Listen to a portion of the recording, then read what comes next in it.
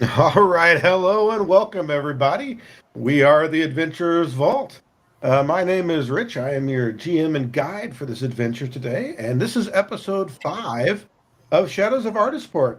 This is actually the adventure. I really haven't said this a lot, but I should have. It's called Balancing the Ledger, which probably makes a lot more sense now that you guys have had much of the adventure be about an actual ledger. So I want to mention that because I kind of forgot because I'm dumb that way. However, so far things have gone pretty smoothly. You guys have had your first 2 successful jobs. A few bumps in the road, but they went pretty well for you. The first one there, you had to smuggle something out of a warehouse. Didn't go quite right, and you end up having to actually plant some potions in a potion shop, which you guys were able to pull off for some figure known as the Cat. Kind of got involved with her a little more than you'd hoped to, but it worked out okay. Then you guys actually take another job to break back into the same potion shop yet again. That one went a little more smoothly, although suspiciously the new guardian in there seemed to know you were coming and maybe even be prepared. But you guys escaped with your lives. You managed to plant the ledger inside the potion shop and go get your money. And since then, it's been 5 days. 5 long, lonely days without any work, without a job, or a word of a job, which isn't all outside of the normal. But you do know that work has been pretty prevalent lately. There's a lot of work going on in the shadows of Ardisport right now. And then after the 5th day, or on the 5th day, that's when you get word that the Netties want to see you. Sounds like maybe they have some more work for you. But just out of curiosity, with a few days downtime, what would you guys have been doing? Let's just start with Synod. And I know you and Eleanor probably were stuck together there, but what have you guys been up to for 5 days of downtime? I mean, I got some wounds to nurse. Having had my miniature ass knocked out, pretty cold. But probably also doing a little bit of research, some groundwork on I don't know, some curse related stuff.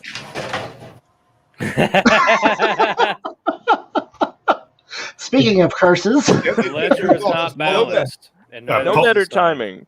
Poltergeist? I mean, We apparently are actually cursed, and this is all going to go poorly. So just out of curiosity, because I don't know that you guys have really talked about that much on mic. We really don't get too deep into character stuff on this adventure, but you guys do have something you're working on, don't you? we do. In fact, we need quite a lot of money to Society of Magic. I forget the full name every time. Magic. The Society of something else in Magic. Extortion and Magic, apparently. It's the Society of History and Magic is the guild you're History. thinking of. There we go. Oh, okay. But they may have some information that you really want, but it doesn't come free. No. So you guys have a very specific purpose for working in the shadows and gaining money that way, taking those risks. There's a bit of a history with our clan, and we're trying to figure out exactly how a curse came about and is affecting us. As Sean opens a beer. Actually, it was me. Oh, that was you? Okay. As Nick opens a beer. I just assumed it was Sean. somebody had beer. Yeah, I've got some great nice idea. Public house. But a beer for me is what Public I'm House asking. Revelation. There you go. Oh, nice. So he just cracks a beer, the glass shattering sound comes on the Jumbotron. That's cold. Stone Cold Steve Austin's music. We're going My to stumble God. through everything tonight. Yes, we are. We're doomed. Oh, man. Well, does that cover it for Synod and Eleanor? You guys been doing a little research and getting ready and healing up, as it were. Yep. What about Mr. B? What were you doing for 5 days? Well, let's see. Mr. B here. He's aligned with the guild of Mr. B's pockets. So yeah, a little different for him. He's looking out for himself. He's actually trying to get to, I guess, get into the business of real estate. So he's been checking into various loans and things that he could, acquire for property purchase if he wanted to run a business. Beyond that, trying to lay low. He's not gonna get out of the house too much. Just a few business trips to look into property, and avoid all guards at all costs, and try really hard not to wear the same suits that he's been wearing, if you know what I mean. But yeah. Yeah, and Mr. B, you kind of know your way around town a little bit better, so you would have noticed that there's a bit extra buzz in the town. Now, Ardisport is a busy city, the busiest in the realm, really. Yeah. A lot going on, but lately there's been an even a greater buzz. You also know that in the shadow side of the business is booming right now, to the extent where even people inside the business say it hasn't been this active in a long time. Something is brewing. It's got a lot of people tense, a lot of people scared, but it also means that the money is flowing. So, a lot of people are positioning to take advantage of that, including people like yourselves. That's why you're a little surprised it had been 5 days. Not that that was necessarily outside of the normal, but with so much going on and coming off some recent successes, you guys just assumed that you'd keep the ball rolling. But it's been a couple days, and all that's very curious as to what's kind of the driving force behind all this. But what about Slake? How do you spend your downtime? Oh, Slake's been very, very active. He's been doing a lot. Most of the time, I've been going around paying money to people that I owe money to, and avoiding other people that I also owe money to. So, sleeping in a new place every night. Sometimes I pay for that. Sometimes I do not. Just sort of depends. And in between that, I've been. I've purchased a couple of things, doing a little bit of, let's just say, enhancing myself, given some of the challenges that we have experienced recently. And so I went to a favorite shop of mine that occasionally deals in some goods, maybe the occasional enchanted trinket or so. And I've got this really handsome bracelet. Do you see it? It's Yes. totally pretty Seems cool. invisible. Yeah, well, Yeah. see, that's part of the deal, right? Nice. Mhm. Yeah. I assure you, it's all sparkly and cool. But again, I want to be discreet. It's a bracelet of dashing, which gives me a +1 bonus to my acrobatics check, and once per day, I can add a 10-foot bonus to my speed for a whole minute. I'm going to now pause so that Ethan can make his joke about Sanad. Go ahead. For a whole minute, you're as fast as I am. Wow. Well, how about the other joke that you did in our pre-show? Oh, I was gonna say I didn't need one of those because I'm dashing enough already. Oh, nice. It's even better the second time. I also picked up, and I hope this is okay because I actually didn't mention it to Rich, but realizing how useful it is for a rogue to be able to punch people out, I bought a Vorpal sword. That's cool, right, Rich? I mean, yeah, it's great. There is a few things you need to know about the Vorpal sword. I'll message you in chat. I'm sure it's fine. Oh, good. Yes, don't roll a 1, right? Exactly. Right? Yeah. Now turns out it's an intelligent item, and it now controls you. Yeah. Well, no, that's fair. I mean, That's not what I was expecting. Instant self-decapitation. Mm-hmm. Well, not decapitation. It'll cut off other body parts. I can lose a finger. You're talking about a finger, right? It wants you to live with the misery and agony. It'll cut off your head. It didn't say which. Yes. So far, this sword is sounding great. Now I know why it was on special. Yes. What I did, in fact, purchase is some hand wraps and added a striking rune to it because I've realized that being able to punch somebody out and do non-lethal damage is rather useful. I'll skewer them all day with a rapier, but it's handy to be able to do that, especially given the fact that for a rogue, that's a finesse and agile weapon, the fist is. And so it means you get all that sneak attack goodness. So that's what I did. And the final thing, I have an announcement for everyone. None of you guys know this, but Slake is pretty proud of it. But he and the cat are dating. Slake hasn't actually seen the cat or talked to her since the last time, but I think it's evident that we had the kind of chemistry that I can say we're together. She's playing hard to get. I was going to say I'm sure she could definitely find some use for you. Oh, good, good. I'm going to choose to think about that in a positive manner. I have a question for Slake, and you don't have to answer this. Sure. But like, what's the process when deciding who to pay first and who you're still going to owe money to? Is it based on like who will take the most fingers or break your kneecaps? Like, that's precisely it. Which one has the reputation for hurting me the most? And also, how long have I owed them the money? So, yeah, okay. That's it. So it's a complex equation. Who can take the most fingers? Title of your sex tape. Okay. Oh!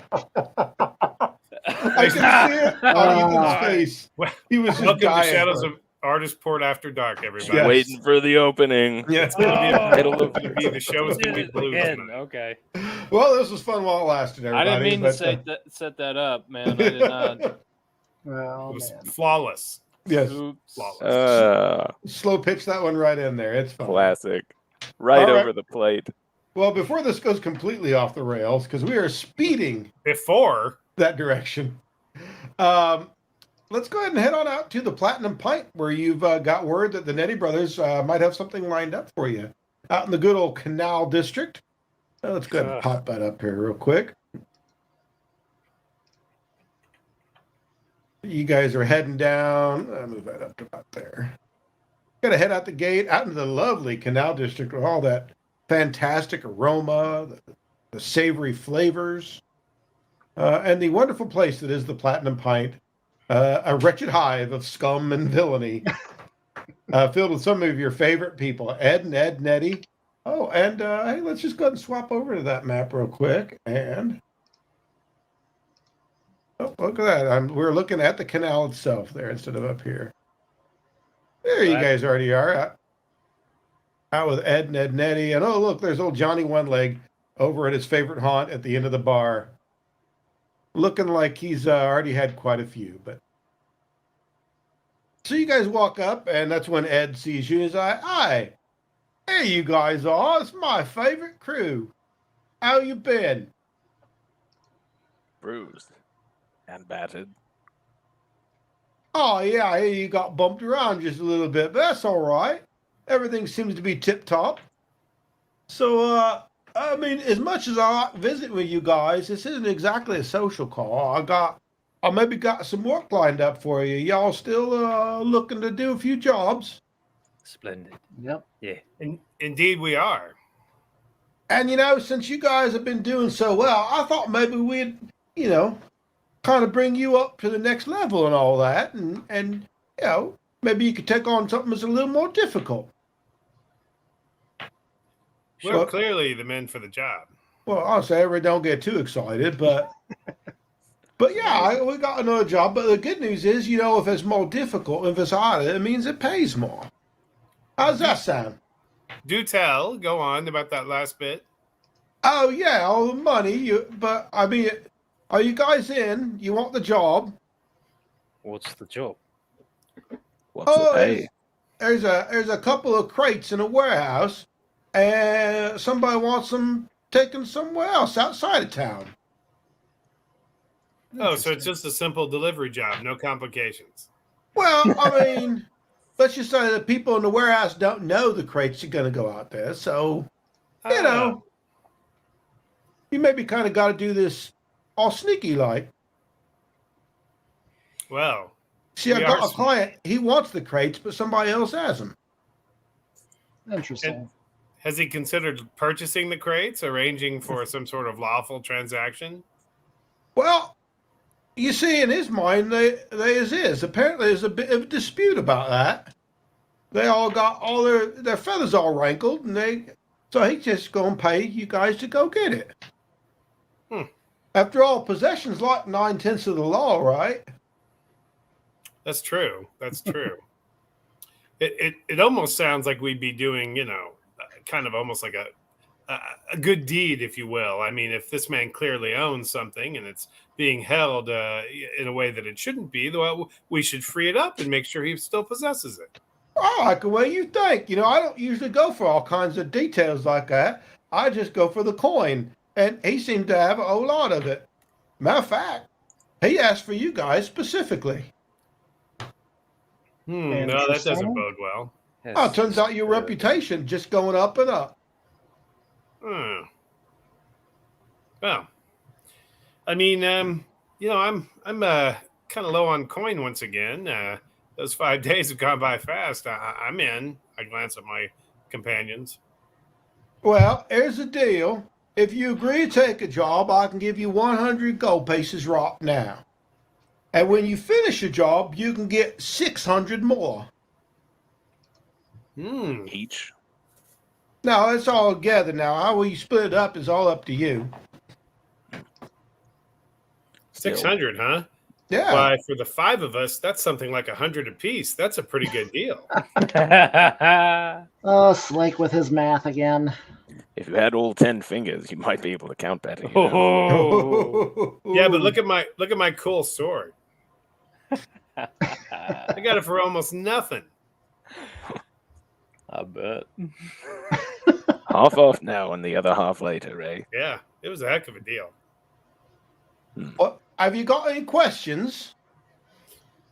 Well, yeah. I mean, where is this warehouse? What should we know about this warehouse? Oh man, it's just a little warehouse. It's over there in Southgate. It's not, or Southmeat. It's not real far from where you pulled the other job, but it's not right next door or nothing. Now, because I have to ask, because it's you, Rich. We haven't been to this warehouse before, have we? No, if the map looks similar, I'm sure that's purely circumstantial. But it is in the same district of the city in Southmeat. So very similar setup. It's just, think it's just a couple blocks over in kind of that area where there's a lot of small warehouses. Okay. And since I bought these maps, I want to reuse them as much as possible. So. Okay. Fair. Understood. But all right, I mean, yeah, and he gives you the address to the place. So it's over there nearby. You guys should be familiar with the area by now. Yes, nothing like the warehouse district. What's in the crates? I got no idea. Do we have any reason to think that it's hazardous? Drop a crate, blow up, or a terrible beast inside, jumps out and kills us all, that sort of thing? I mean, they didn't say nothing like that. They just said don't open them. I can't imagine they wouldn't share those details. But they didn't seem all nervous about it or nothing. How far outside the city do we have to have it delivered? Oh, it's quite a little ways down. You're about halfway to Teeterdan by then. That's a long way. I mean, you can get there in like a day, but they'll be waiting for you. There's a little roadside inn down there. Is there a particular date on which this is to be delivered? They didn't say. They just said the sooner the better. And that maybe, if you're quick about it, they kick you in a little something extra, like a bonus money. I like that bonus money. A bonus money. Here's One a shiny copper piece for you. But either way, they take care of that because the way I understand it, the client's going to be the one meeting you there. What? Seems unusual. Oh, a little bit, Yeah. but they're willing to pay for it, so. And I assume we arrange the transportation of these crates? Yeah, you got to get them down there somehow. Do we know how big they are? Oh, they said they're good-sized crates, but they'd fit in a wagon. Okay. Logistics. That's what it sounds like. Is this warehouse under the protection of any certain guild? I ain't looked into it yet. I could, though, if you want me to. Yeah. All right. I mean, information ain't free, though, so I gotta take a little more on my cut. I mean, some degree of a cut is reasonable. How much do you think would be required? Well, if you just want to know who owns this place, then I suppose I could tell you that for. I tell you what, boys. Since we all friends and you're my new stars, I'll just 10 gold, and I'll find out that piece of information for you. Fine. All right. Well, we'll 5 take sounds better, but okay, fine. we'll take it out of your upfront money. But I'll turns out, and he kind of stopped and he looks around. Oh yeah. Turns out I remember who that belongs to anyway. I knew it. I knew it. I saw it coming. I saw it coming. I just remembered. It belongs to some fellow for the Alchemical Collective. Some guy by the name of Pateric. Yeah, his old family. He's kind of a muckety muck over there, but there's been something going on with him lately. I hear there's a bit of a kerfuffle inside that guild. Yeah, So we heard Have you now? Huh? What a coincidence. from you like 5 days ago. Oh, I don't remember that. I'm discreet. Yes, that's what we like about you. Mm-hmm. Yeah. Great. Anything else you want to know? How have there been any developments in that situation over the past week? Surely this would be covered under that generous 10 gold pieces that we just gave you. Like any new word on the street in the last 5 days about the alchemical guild? I heard all I knew. All I know is they say things eating up over there, and there's a lot of ruffled feathers. I don't know. There's something of a little war going on inside that guild. Everybody all jockeying for power and everything, but it's good for business, so I don't care. But seems to have intensified in the last week, eh? Yeah, I guess that's right. That's about right. There's been a lot of jobs come down, but I haven't had one come through me since the last one for you fellas. I've had other jobs, but not for the collective that I know of. Interesting to know. Well, y'all think of any other questions we ought to ask? How many halflings you know? Halflings? Yeah. Well, there ain't been a lot of halflings around here in a long time, Ever since that whole problem with the Dark War, and they all kind of ran off or got killed. Or ran off and got killed. It wasn't a good time for halflings or elves and gnomes. Pretty much anybody who wasn't human. Oh, them troops from Faradon, they was kind of picky about that. But, there's been a few popping up around town lately. Ever since things kind of changed, they've been coming out of the woodwork, as it were. But I don't know that I've really known any or met any. But why you ask? Well, now that'll cost you 10 gold. I do like the way you do business, Mr. B, but I don't want to know that bad. I'm just saying, if I did know any halflings, I might not be able to tell you. But I can tell you there's not a lot of halflings around. There's just, been a lot of strange folk. Halflings and, elves. And he points at Elenel and Synod. I didn't used to have any around here, but lately they've been showing back up. It's all due to that stuff going on down in Faradon, eh? Yeah, I say that all that's done and over with, and people can all go back to whatever normal is. I mean, it's kind of all I've ever known. Doesn't sound legit to me. I can't believe anybody could have taken care of all the problems in Faradon with any degree of efficiency. I mean, I'm sure it's all a bunch of tall tales and whatnot. Surely. Well, I can't think of any other questions. Does the party have any others? By the way, excellent work, Mr. B. I continue to admire you, sir. All right. Well, hey, Ed, come over here. And he waves his brother Ed over. He's like, you owe them fella 90 gold pieces, please. And he, okay, 90 gold pieces. 1, 2, 3. Are we willing to take him on his word? Hey, don't interrupt. Where was I at? Oh, 1, 2.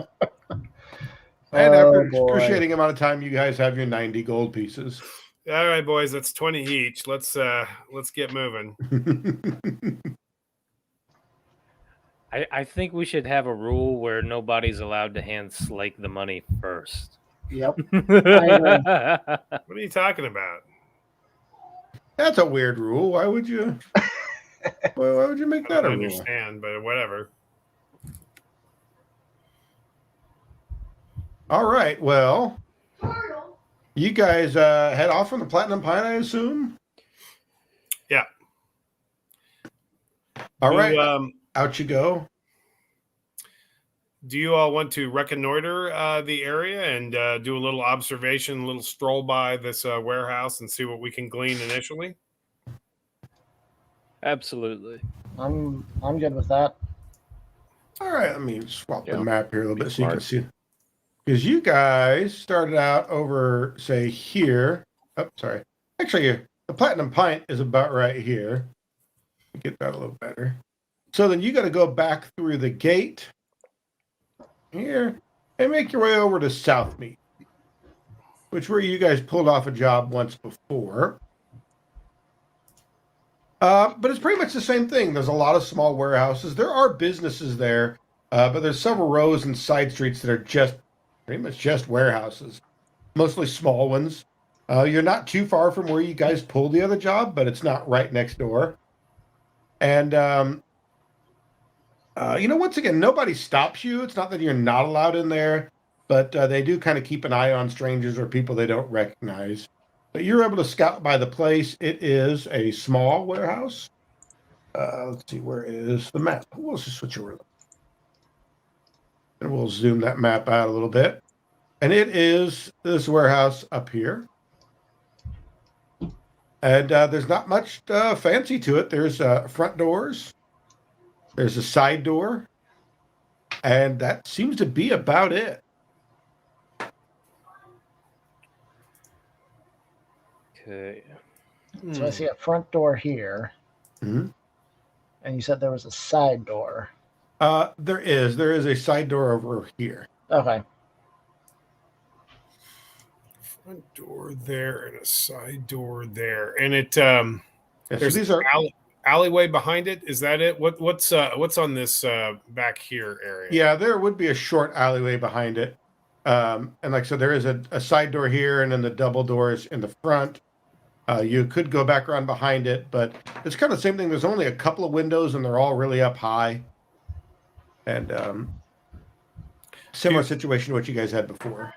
Do you all want me to try to sneak around behind it just to see if there's anything we ought to know from the backside? Yes. Go for it. Might All not right.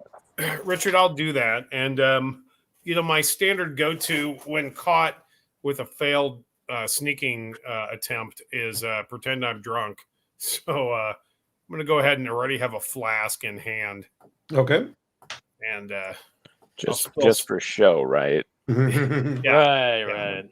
But I will take it and pour a little bit down my front just to get the smell of booze on me, or more of the smell of booze on me. So, All right, go ahead and give me a stealth check just to see if you can sneak around real quick. yep. But what a sweet dice tower I have here to use that makes that attractive clacking sound. Did you all hear it? Oh, I yeah. did. Yeah. Sadly, the roll was kind of ass. Thanks, Nick. No. You're welcome. You built it up. I thought you were going to say it was a nat 20. No. Nick screwed me over and gave me a cursed dice tower. I mean, that's fairly normal. Yeah. I rolled only a 5, so that's a 15. I mean, that's not too bad. It's a fairly easy thing, especially if you just time it right. Because all you're trying to do is just loop through that back alley really quick, right? Yeah, I'm not trying to do anything fancy other than get the lay of the land.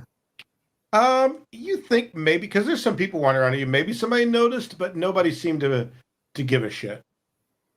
But around back, all you really see is there's kind of one window up towards the peak of the roof. Very similar layout to the warehouse you guys saw before. And other than that, there's nothing back down that alley other than apparently somebody's been throwing away some waste down there somewhere. Mm-hmm. Yeah. Well, I'll come around and go, yeah, pretty much similar to that last job that we pulled. I mean, you'd almost say it's like the exact same map. I hold up my boot. I did step into this crap here that somebody threw out. That was nice. Other than that, looks nothing special. Is there anywhere in this city that isn't filled with shit? Oh, there's some very lovely sections of town. You just tend to not go there. Yeah, I can't afford to go there. Yeah. Chance that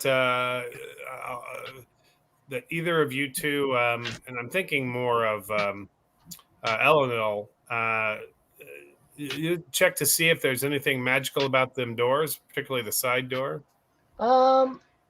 Yeah, I could walk through and do a quick detect magic on that, just to see if there is any magic. All right.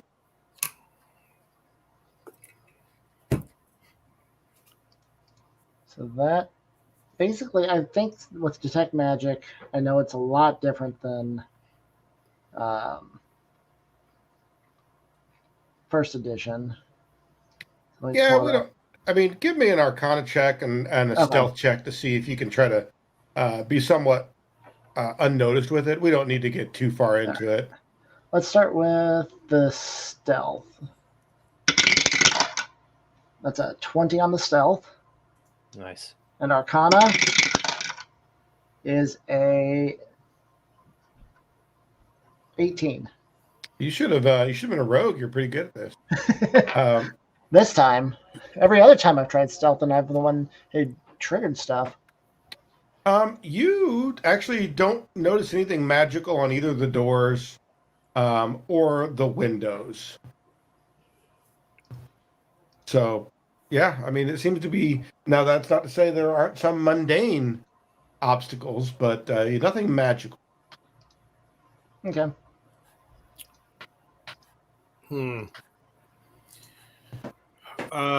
And this time of the day, is this warehouse open? Like, are people taking stuff in and out? It is not open at this moment, although it's during the day. So, there are people wandering around. There's, carts going by occasionally. Some warehouses are open, but this one is not. Do we see any posted guards? There are guards around. Not all of them are obvious, but you guys kind of know what to look for.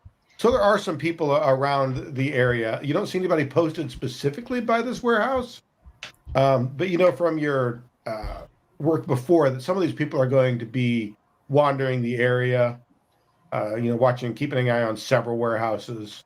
Guards at large? Kinda, yeah. Okay. At the front of the warehouse, is there any sort of posting by the double doors, like contact information in case you have any questions or want to procure some sort of service, hours of operation, anything like that? Nope, it is unadorned, as are most of the warehouses in this area. Okay. You did notice on your way around the side door seems to have a very nice lock on it, but you didn't know any obvious locks on the front door, but that's just on the outside. Okay. Let's see. Now, given this is the alchemical collective, you can rest assured they're going to have that stuff on the hinges. There's a Every- reason. Oh, probably so. We've seen Safe it to before. assume every door. Now, what we could do is we could wait till the shift is over and see if I can have a conversation with my Teamster friend. In fact, who knows? We might even be able to hire him to help us get this cart out of the city, one thing we have to consider is that if we are, at the very least, we probably have to consider, say we get our own wagon and such, and, we're probably going to be in trouble if we don't have the tacit approval of those guys before we start hauling stuff around. Yeah. Yeah, safe bet. Maybe we can even just pay them to do the hauling, if you will. That way we don't have to worry about a cart and a horse or a cart and whatever of our own. I'm not good with horses. I can't imagine, Mr. B, you have such a gentle soul. You think that they would, key in on that. You dwarves are natural sprinters, hey? I had to punch one time in. I think they can tell. It's like they can smell it on me. I punch horses. It's weird. Word gets around, amongst the horse community. Allegedly. No, I knocked it out. Yeah. Went for me beer, Can't have that. I have an All idea, right. though. You guys want to retire to that tavern? How Yeah. about you speak with your teamster? Try to arrange a transport. And I'm going to chat up a guard a little bit, see who's working the next shift. Maybe they get sick. Maybe that's what you want to do. Yeah. Let's see what you're going for there. I might start working part-time, as a law enforcement security guard type. We'll see. Sure, sounds good to me. So ultimately, Rich, what I would like to try to do is if I can make a friend on the patrol, Okay. get to know them well enough to try to find out, if that guy ever has to pull doubles and if that's a normal thing. Like if he was not relieved, would he have to do another shift? Okay. And I want to try to impersonate him with my hat of disguise if indeed he does have to pull a double. If I can make it so these guys, a guard has to work a double shift, and then, maybe that guard takes a nap or something and I take his place. Interesting. Some sort of patrol sabotage. So you know that there is a very weird equilibrium that exists amongst the guild. So while all of these warehouses up and down these streets are going to be owned by various people working inside different guilds, the guards in the area are a combination of all of the above. Some of them are hired by the specific guild to watch after their warehouses in the area, which may be scattered up and down. And some of them may be even hired by different factions. So like Pateric may have a guard or two guarding all of his warehouses that wander around and check them all.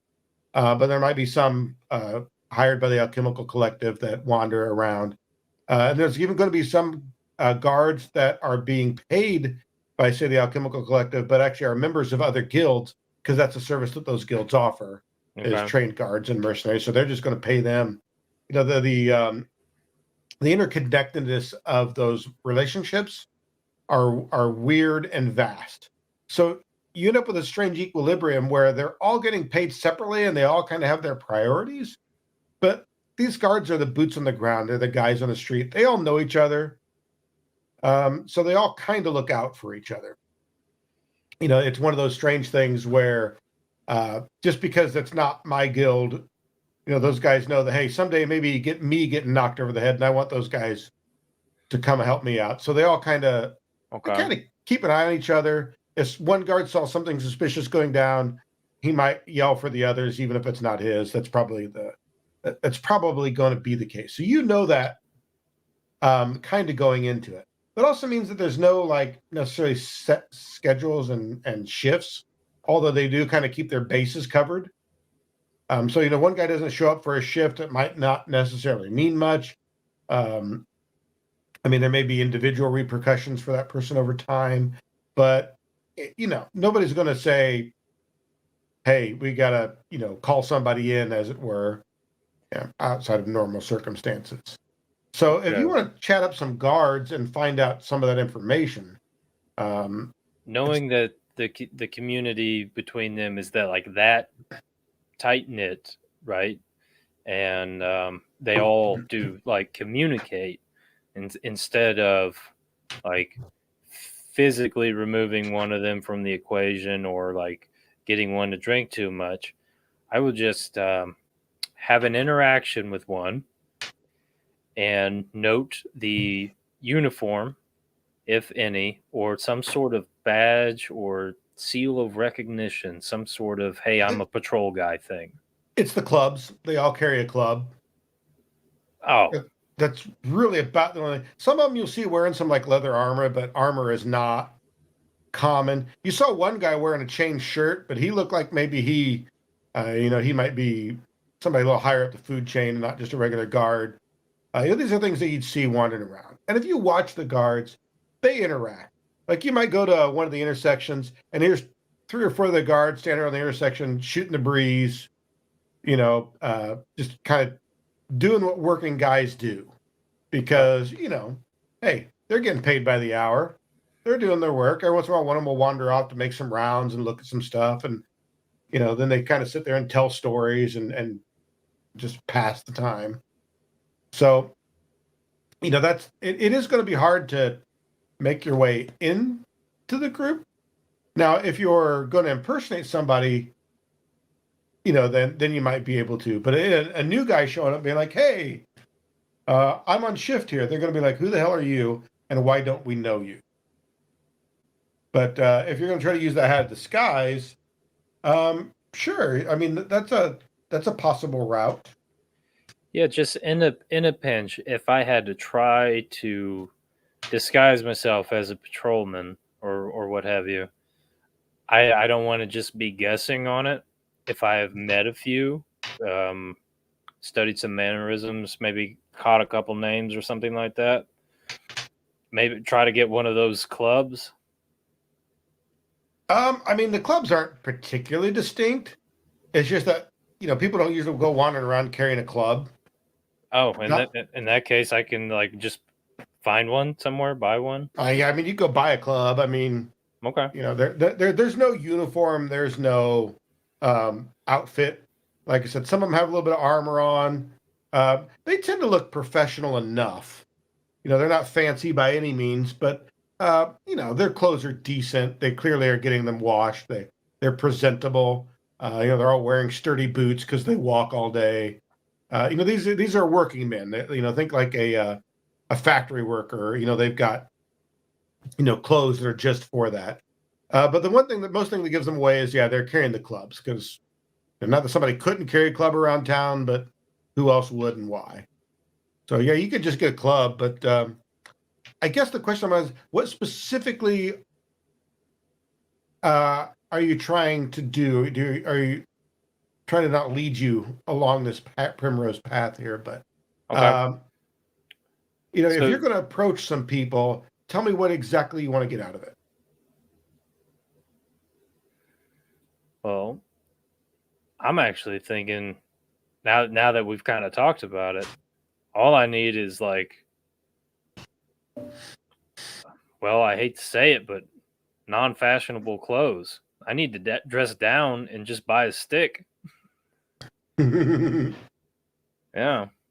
I think that's my new angle. I'm just going to dress down for this job, and then at whatever point in time we execute, I'm going to look much more like a patrolman. Are you going to look like a patrolman, or are you going to go for a specific patrolman? I'm going to look like a patrolman for now. Okay. Sure. We'll just factor that in. Okay. When and if it comes up. Good for me. All right. Sorry, that kind of took a rambling, twisty, windy path there, but hey, welcome to Tabletop Role Playing live streams, where we have to make this shit up as we go along. My bad. It's all right. All right. So, what else do you guys want to do to prepare here? You seem to have some semblance of a plan forming. So if we think there might be that squeaking grease on the door hinges, could we see if maybe there's not some, I don't know, some alchemical Counter agent or concoction? something. Yeah, some way to get rid of that. Does anybody have any skill in alchemy?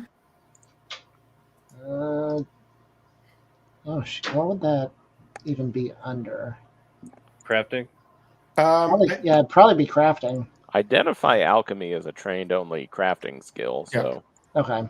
I would trained in allow crafting. some arcana if you had it, but yeah, it's going to be crafting. Yeah. So yeah, I've got the Arcana, but I was thinking even just the silence spell. See, I looked at that, but it has to be like a 4th level spell to do the emanation thing. Okay. And it specifies at level 2 a creature. Uh, So yeah, that was my thought. But Well, it turns out the grease is actually made up of tiny nanites that are alive that just squeal out. No. oh, it's a Starfinder Yeah. item then. targets Yes. one willing creature. Yeah. Well, I mean, we've handled that part before without anything other than finesse. Like, Yeah. we could maybe manage that. Yeah. We have no idea what's in the crates or how heavy they are. That could be a problem. Well, if there are 4 of us, if it in terms of trying to load it, and theoretically, perhaps a teamster. So, but you're right. I mean, if they're super big, although that's the kind of detail. If somebody wanted a job done, you think at the very least they'd provide the detail, like, oh, they're huge. Yeah. Given the layout of the building, it's most likely everything like a crate or a barrel goes in and out through the same double doors. Which I mean, you guys have seen in a couple of these warehouses, and you see some people going up and down the street. So you guys haven't seen any crates that you don't think the 4 of you could lift up. You don't see any, like, there's no gantries. Now, there's some pretty good-sized heavy crates being moved at times, but, for 4 people to lift this thing up and hoist it in the back of a wagon, you think, yeah, you've seen nothing that you don't think you guys could probably get that done on anywhere. It's a 5x5 box loaded with a solid lead ingot. Probably, yes. Like I said, you see the people going up and down there that are working in warehouses. You usually see a handful of guys, 2 or 3 of them to a crate. They can, some of them are pretty big burly guys because this is what they do for a living. But, that's, yeah.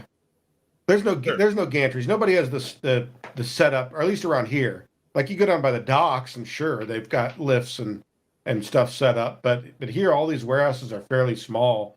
So it wouldn't be particularly practical to have anything too large. Or in other words, this is the judge saying, probably don't need to worry too much about whether or not you can get it in the wagon. I have a lifting belt. That will make a difference. That will help. Richard, I've arranged for a small crane to be delivered to this location. So, Are you feeding it fish? Yeah, that's right. They messed up and they sent you a heron instead. Oh no! Yes, the fish jokes—they're always so great. I was going to say that the fans demand them. Yes, that was just a red herring. Mm-hmm. Communism? Yes, communism is just a red herring. Wait, can we still tell communist jokes? Is that or only if everybody gets it? I don't make the rules. I don't know anymore. I actually worried about that recently because somebody said they didn't like something that I love, and I said, "You know who else doesn't love this? A dirty red commie." And then I'm like, "Oh wait, yeah, sorry about that. Oops. Stop oppressing my people, you ethnocentric bitch." That's right. For all those Order of the Stick lovers out there, that's one of my favorite gags of his. Great stuff. Out of all of them. But yeah, you think you guys, if you could get it there, anything that's inside, you're probably gonna put in the cart. And they did say that, you guys could get this in a cart. Okay. Fair enough. We also ought to recall that they're probably going to drop off a beast of some type. One thought is one wonders if some silly rogues and such have been causing difficulties in some of the alchemical, areas recently, shops and warehouses and stuff. Boy, I sure hope the delivery of undead as guards inside, or I hope that hasn't become a common practice. You haven't heard of it lately, but you probably wouldn't hear of such a thing. Because I'm not sure you all have been keeping up on current events, but we were getting our asses kicked last week. The reason we won that fight is because he said we could leave. Yep.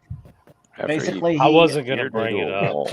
he owed somebody something, and we were the payment.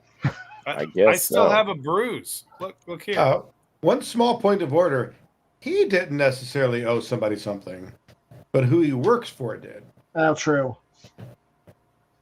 So it sounds like Mr. B is trying to disguise himself as a guardsman, and we seem to think there are crates going in and out. So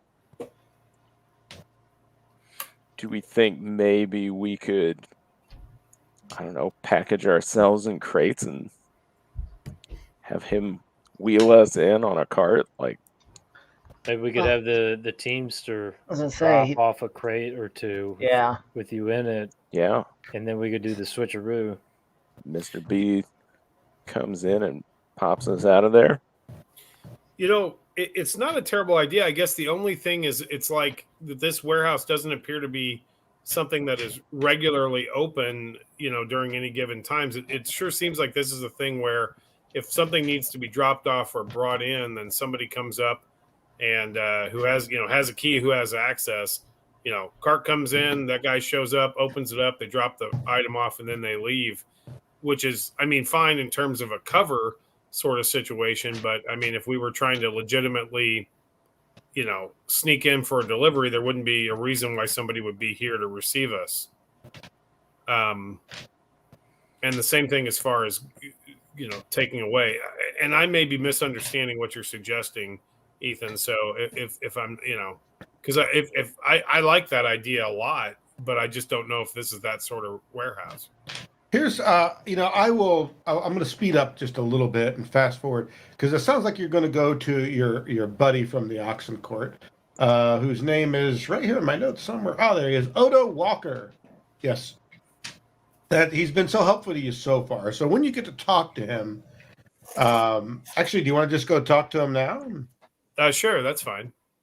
Maybe learn a few things. He's not too difficult to find.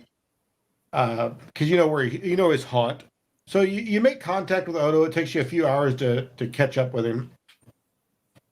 And he sorry, I'm laughing at somebody pointed out that Odo Walker is an ironic name, which may or may not be why I came up with it. But yeah, he talks to you, he's like, all right, we can do that, but you see, here's the deal. We need, what do they call it? Plausible deniability. So, like, I don't know why Odo says like a lot. Like he's like, like in high school or something. Like, oh my God. Odo's a valley girl. Huh? Yeah, Odo's a valley girl. He says, it's like this. Anybody can hire us, and that's legit. And most of the time, we don't know what we're hauling. That's pretty normal.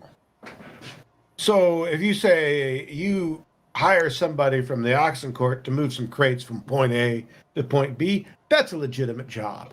If it turns out that those goods are, not really yours to be transporting, well, then that's not on us. That's on you, because we didn't know anything, right? Right. Yeah. Yeah, that's how that plays out. So, So what you're saying is that we need to legitimately hire you in order to procure your services. Yeah, you put in a request through the guild and say you front me a little extra, and I use some of that to make sure that job comes to me. Yeah. I mean, I think we can do this. You've proven to be reliable so far. Do we need any sort of documentation, or is it all just it's all just done through the request? I mean, you gotta fill out a form. You there's a couple of stations around town that you can put it in, or you can send a messenger over, and then the foreman there he doles out the jobs, and I can just make sure that the foreman gives it to me.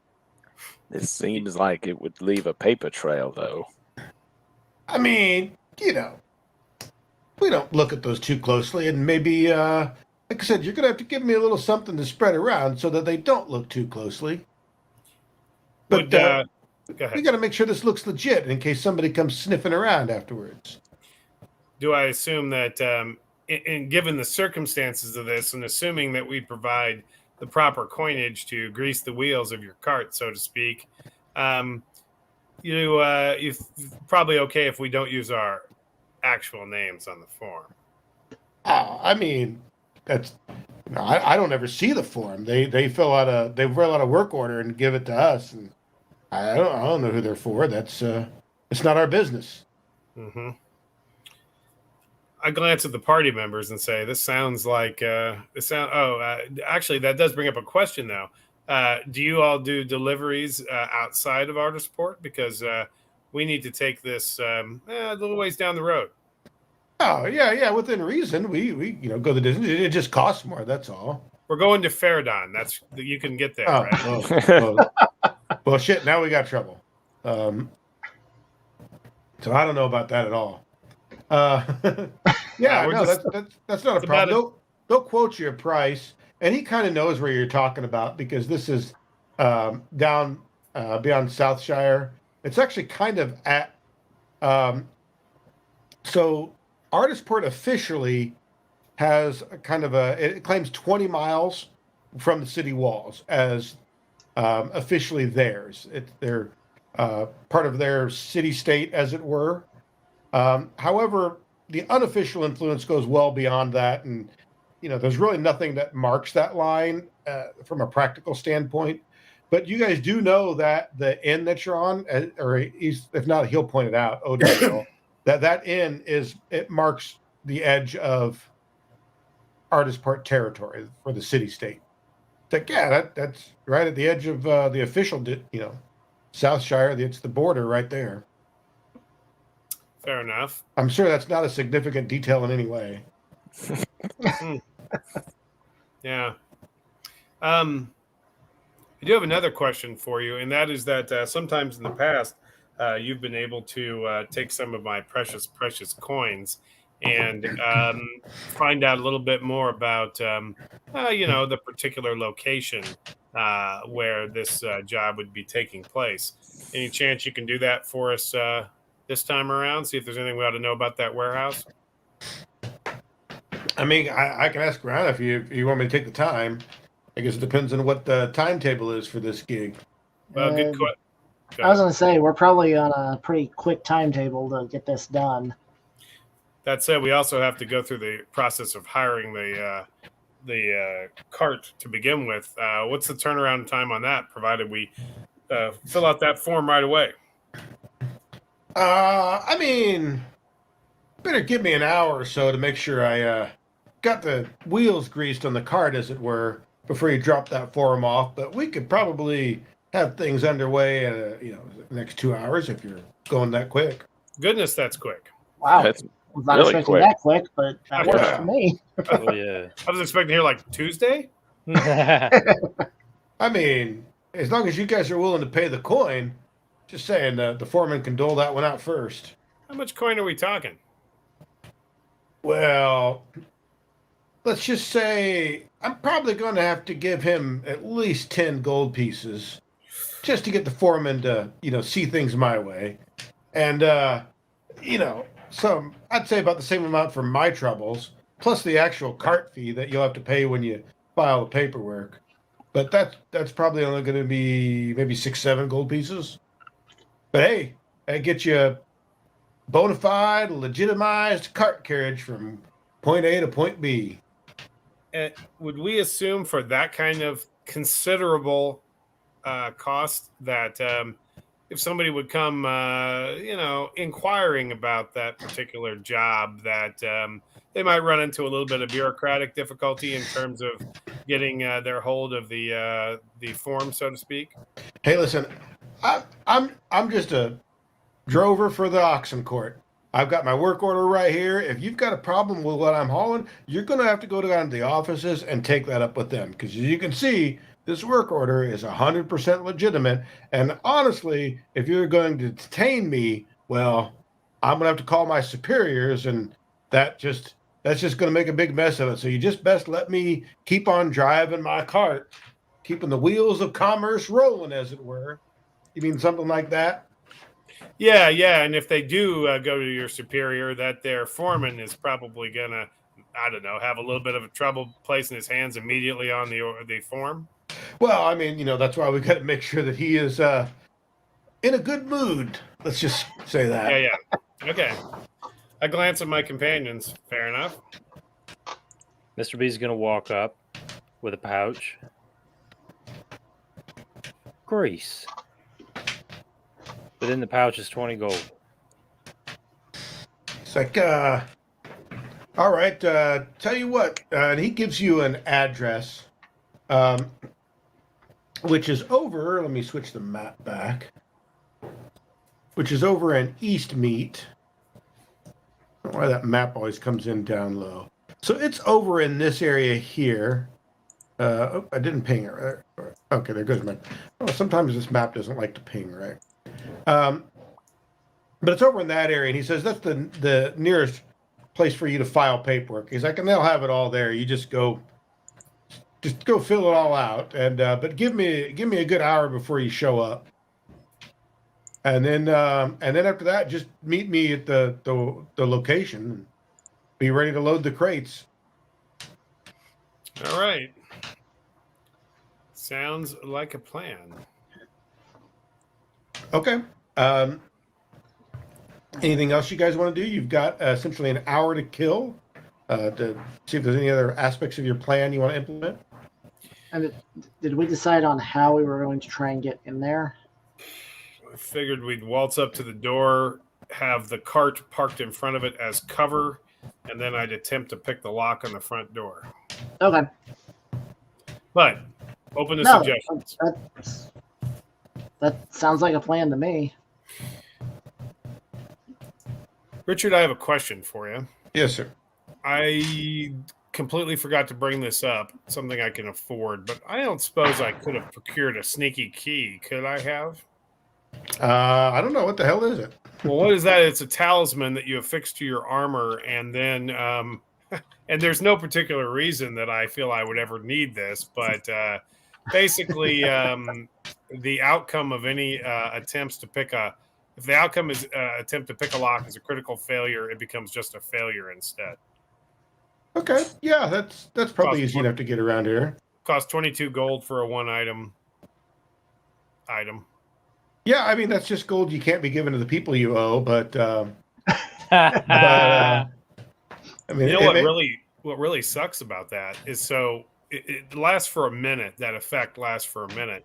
But that said, then it's gone because it's a talisman. So it's a 22 gold piece, one item but I figure in a situation where we might be setting off some sort of alchemical, horrible screeching sound, that it may be worth it in this case. Yeah.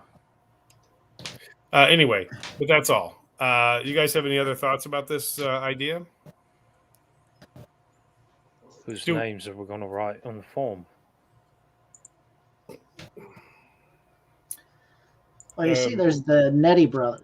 I'm forgetting. Let's look up the list of all the things, all the names that Bart has asked for when he calls up Moe's Bar on The Simpsons. Choose the best one. Icy Wiener from Futurama. From Futurama. Yep. Would it be too bold to stroll through the cemetery and pick a few names? Yeah, I mean, so if you guys want to head on over, we'll say the hour passes without any trouble. You guys head on over to the address, and it's basically a small-looking shop. There's a counter in there. There's a fellow there, and out front it points out that they call it a depot for the oxen court.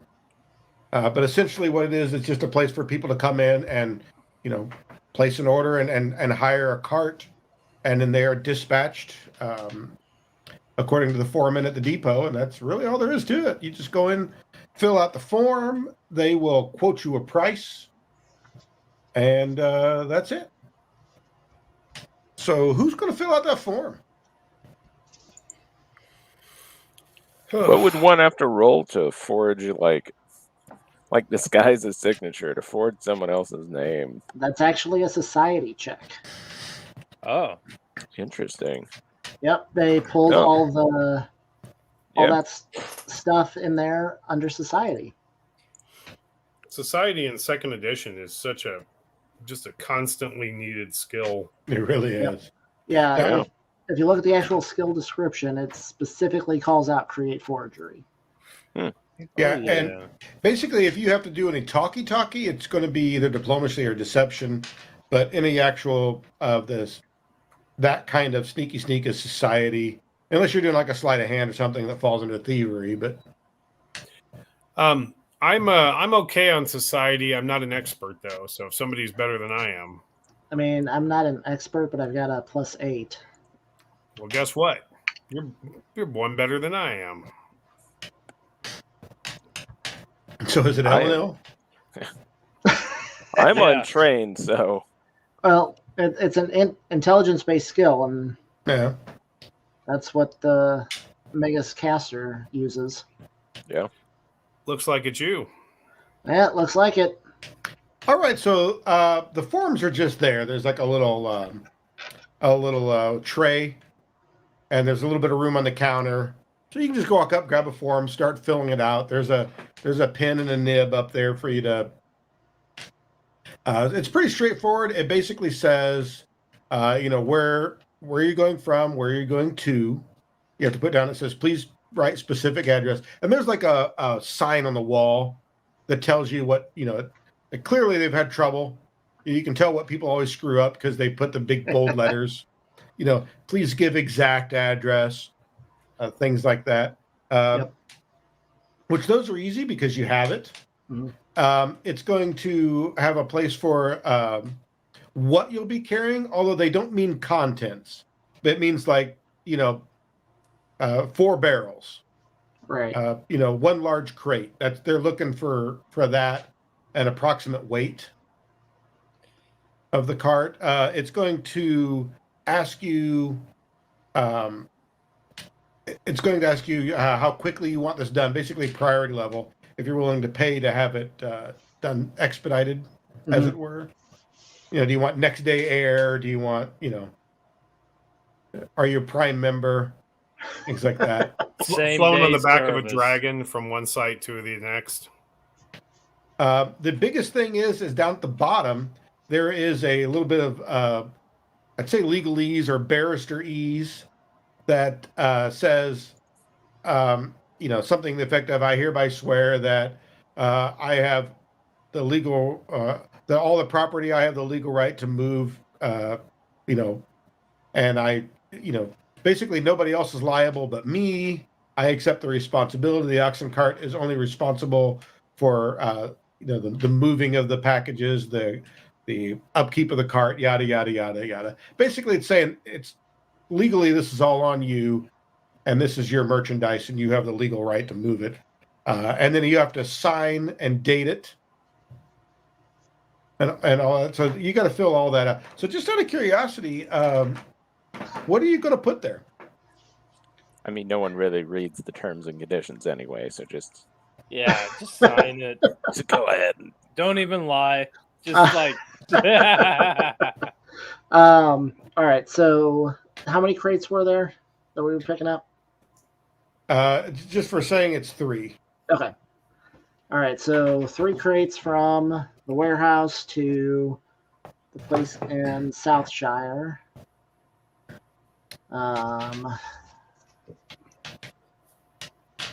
And as for the name, anybody have any ideas as what we should use as a name beyond just Bart Simpson random? Johnny One Leg.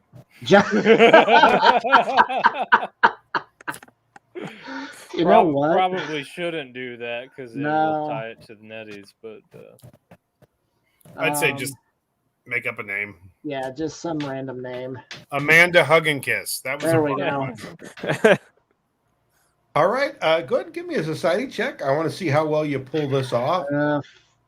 All right, here we go. It's gonna hurt. I know it's gonna be bad. Yeah, that's not great. What'd you get?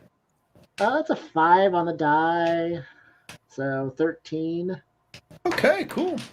So you go hand it to the foreman, and the foreman stops and he looks it over, and he's like, "Oh, this looks like a rush job, right? Something you want done right away." Yes, it does. Well, that's going to cost you. Tell you what, it's going to be a total of 10 gold pieces to get it where you want to go, and get somebody dispatched out here right away. All right, I pull out the 10 gold and set it on the counter. And you see the guy kind of look at the foreman and shake his head like, "Yeah, this is." Did we perhaps make an error in the form and need to fill it out again? We can do that. This will work. Just fork over that 10 gold and we'll get somebody dispatched over there within the hour. All right. And thank you, as always, for using the auction court for all of your warehouse needs, Mr. Hug and Kiss.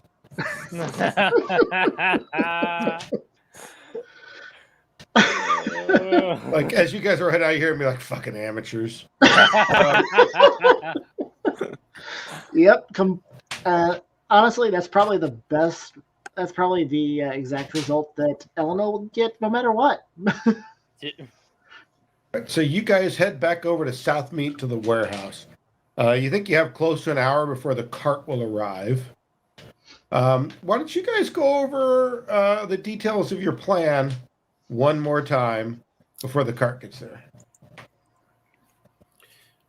All right. Well, I mean, I think that we would probably continue to discreetly observe just so that, nothing, that we don't notice any huge problems like right before the cart arrives. Like, oh, they've just delivered, a shambling mound of undead flesh that they're going to lock inside the place. But basically to make sure that there doesn't appear to be anything, happening right before we get there. Then theoretically, and by the way, correct me at any point, party, if we have a detail wrong, the cart pulls right up, giving us a little bit of a screen, a little bit of cover.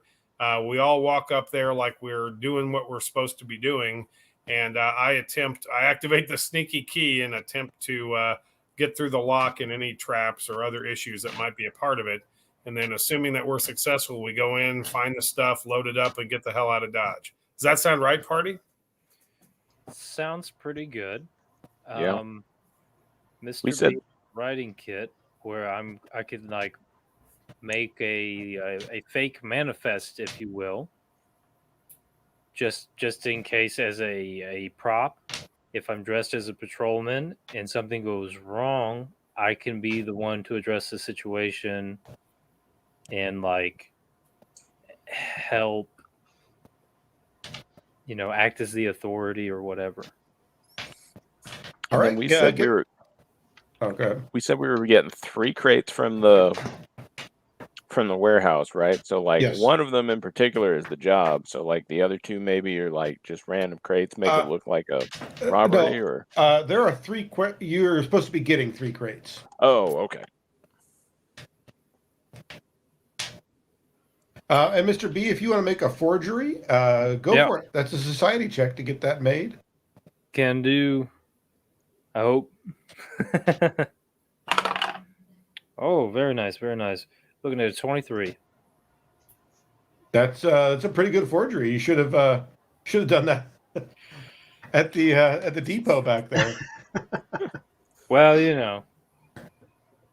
All right, so you guys. Actually, Oh, go ahead. Go for it. I do have one question for the group. Is obviously, if we're going to be riding along in this cart, as part of the escort, do we? Oh, gosh, as far as this part of the journey, do we need the acquiring of the goods from inside? Do we need to disguise ourselves? I mean, is what we're wearing seem like it would be reasonable that people picking up this item would wear, or are we dressed as we should not be?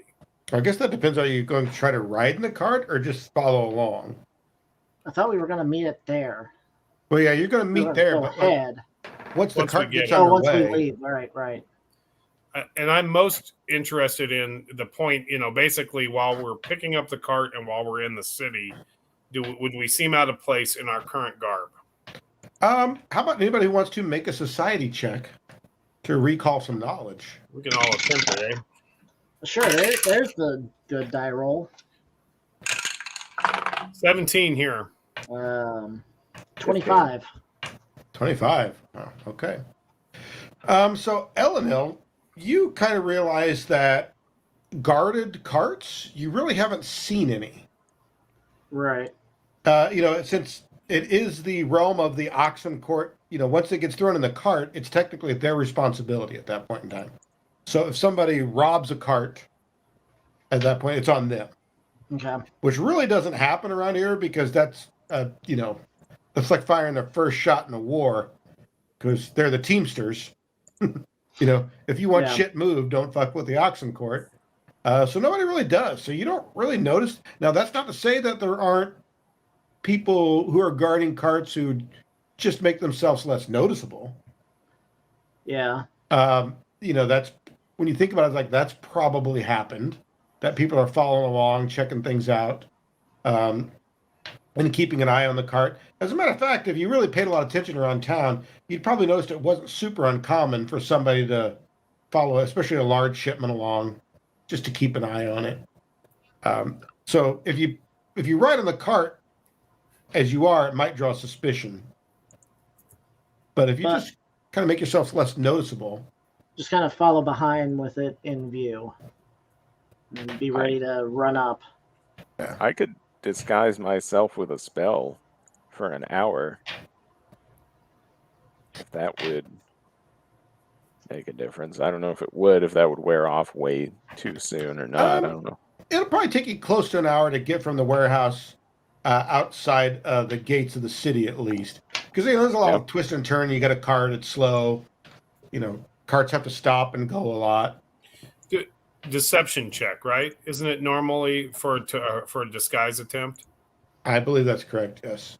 I think what I'm gonna do is maybe put on a different, throw on a different cloak or something, just so I don't look like Slake's walking around town gear. Yeah. I mean, it's a busy city, especially in broad daylight like this, especially the main streets, which the carts tend to stick to because there's more room. There's going to be people everywhere. You just need to make it look not obvious. Yeah. So that's the basic plan then? I believe so. Yeah. All right. Well, you guys got to pass the rest of the hour, but you make your way out to South Meat and going to begin this caper. But before we do that, what do you guys say we take a little short commercial break? Give ourselves a couple minutes to refresh our drinks and maybe visit the privy, as it were. So, dear listeners, please give us about 10 minutes. We'll be right back, and we'll see if these guys can pull this off or not. I have high hopes. I really do. I think this is going to go bad. Be a lot of fun. This is going to go bad. This is the one. This is a lot of fun for me anyway. So, all right, everybody, we'll be right back.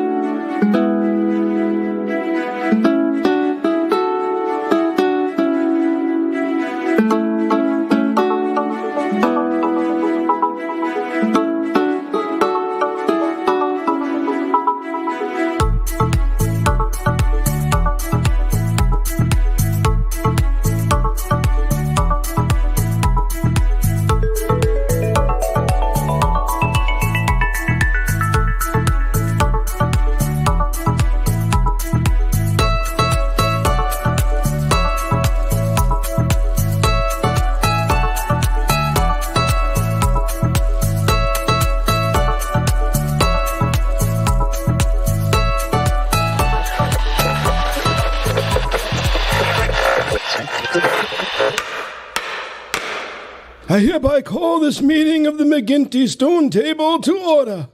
Lads and lasses, is it time to retire the headbutt as former greeting? Wait, I invented the headbutt. What's next? Can't slap fellow dwarfs in the face? The headbutt is played out. Dougal, what did you do when you won the Battle of Troll Creek? I gave everyone a headbutt.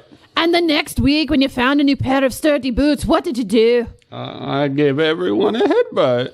Let's issue a continuance on the headbutt until we find a replacement. Headbutts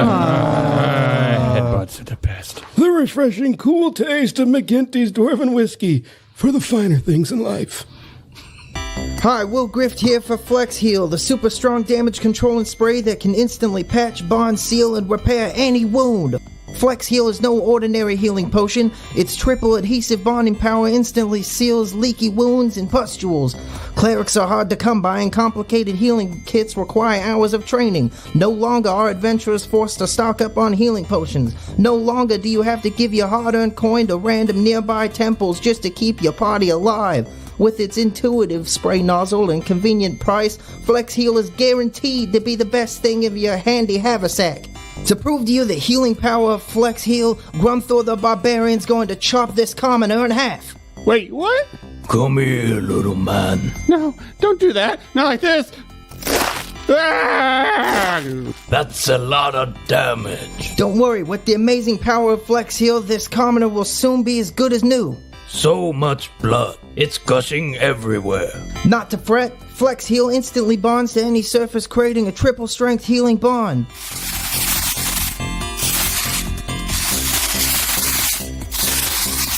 Look now, this commoner is nearly good as new due to the incredible healing power of Flex Heal. I'm okay. I think I'm better now. Whether you are a battle-hardened adventurer or the master of a small homestead, Flex Heal is a must-have item for you.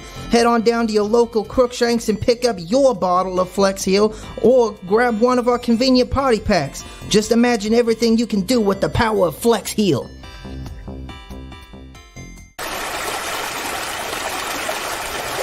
He's been down there for too long. No, he hasn't. I'm telling you, it's been like 5 minutes. He's been down there too long. He's fine. He's been underwater for way too long. He's dead. Listen, we got the gear at Crookshanks. He's fine. I found it. You found the Orb of Bentar? I found all three. What? Crookshanks. We have the best for the best at Crookshanks, where your adventure begins.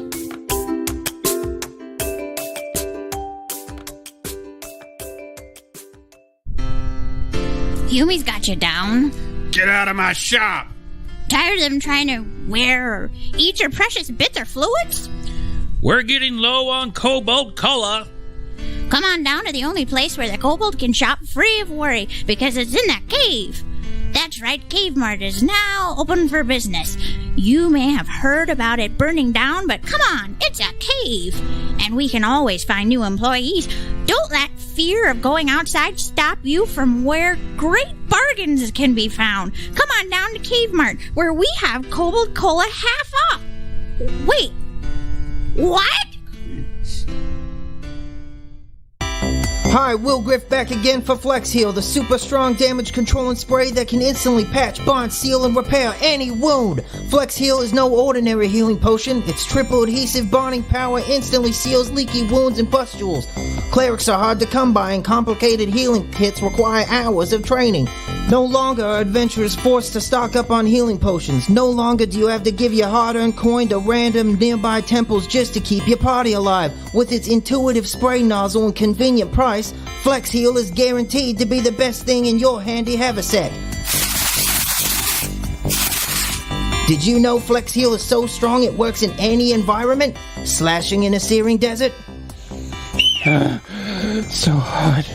So dry. Why would you do that again? Watch as Flex Heal instantly bonds to any surface in any temperature, creating a triple strength healing bond. Bludgeoning damage in Arctic weather? It's so cold. No more. You still have nothing to worry about. Even in the coldest weather, Flex Heal still instantly creates a miraculous healing bond. That one wasn't so bad. What about piercing damage in the water? This water is kind of nice and relaxing. Not again. Now that's a lot of damage. But watch the amazing power of Flex Heal. Even underwater wounds are instantly healed with minimal scarring. Minimal scarring? I look like a sea cucumber. I hate this so much. No matter where your travels take you, make sure you're stocked up with the amazing power of Flex Heal. Head on down to your local Crookshanks and pick up a bottle of Flex Heal or grab one of our convenient party packs. Just imagine everything you could do with the power of Flex Heal. I hereby call this meeting at the McGinty Stone Table to order. Dwarves at the stone table. If your best friend gets dumped, how long before you can move in on their ex? You gotta wait at least a month. No, not a month. I was always told that you'd have to wait until the next week of shadows. No.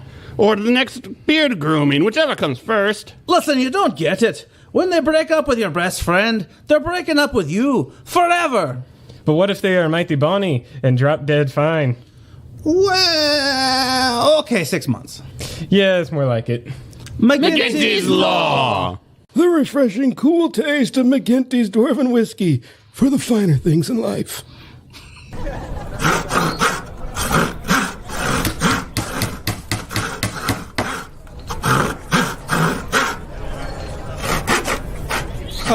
Hey, boss, when do we stop to eat? First day on the job, and the new kid's already thinking with his stomach. All right, boys, time for lunch. It's about time. About time. I'm thirsty. Come on, lads, sit with us. We like to hang out on the street while we eat.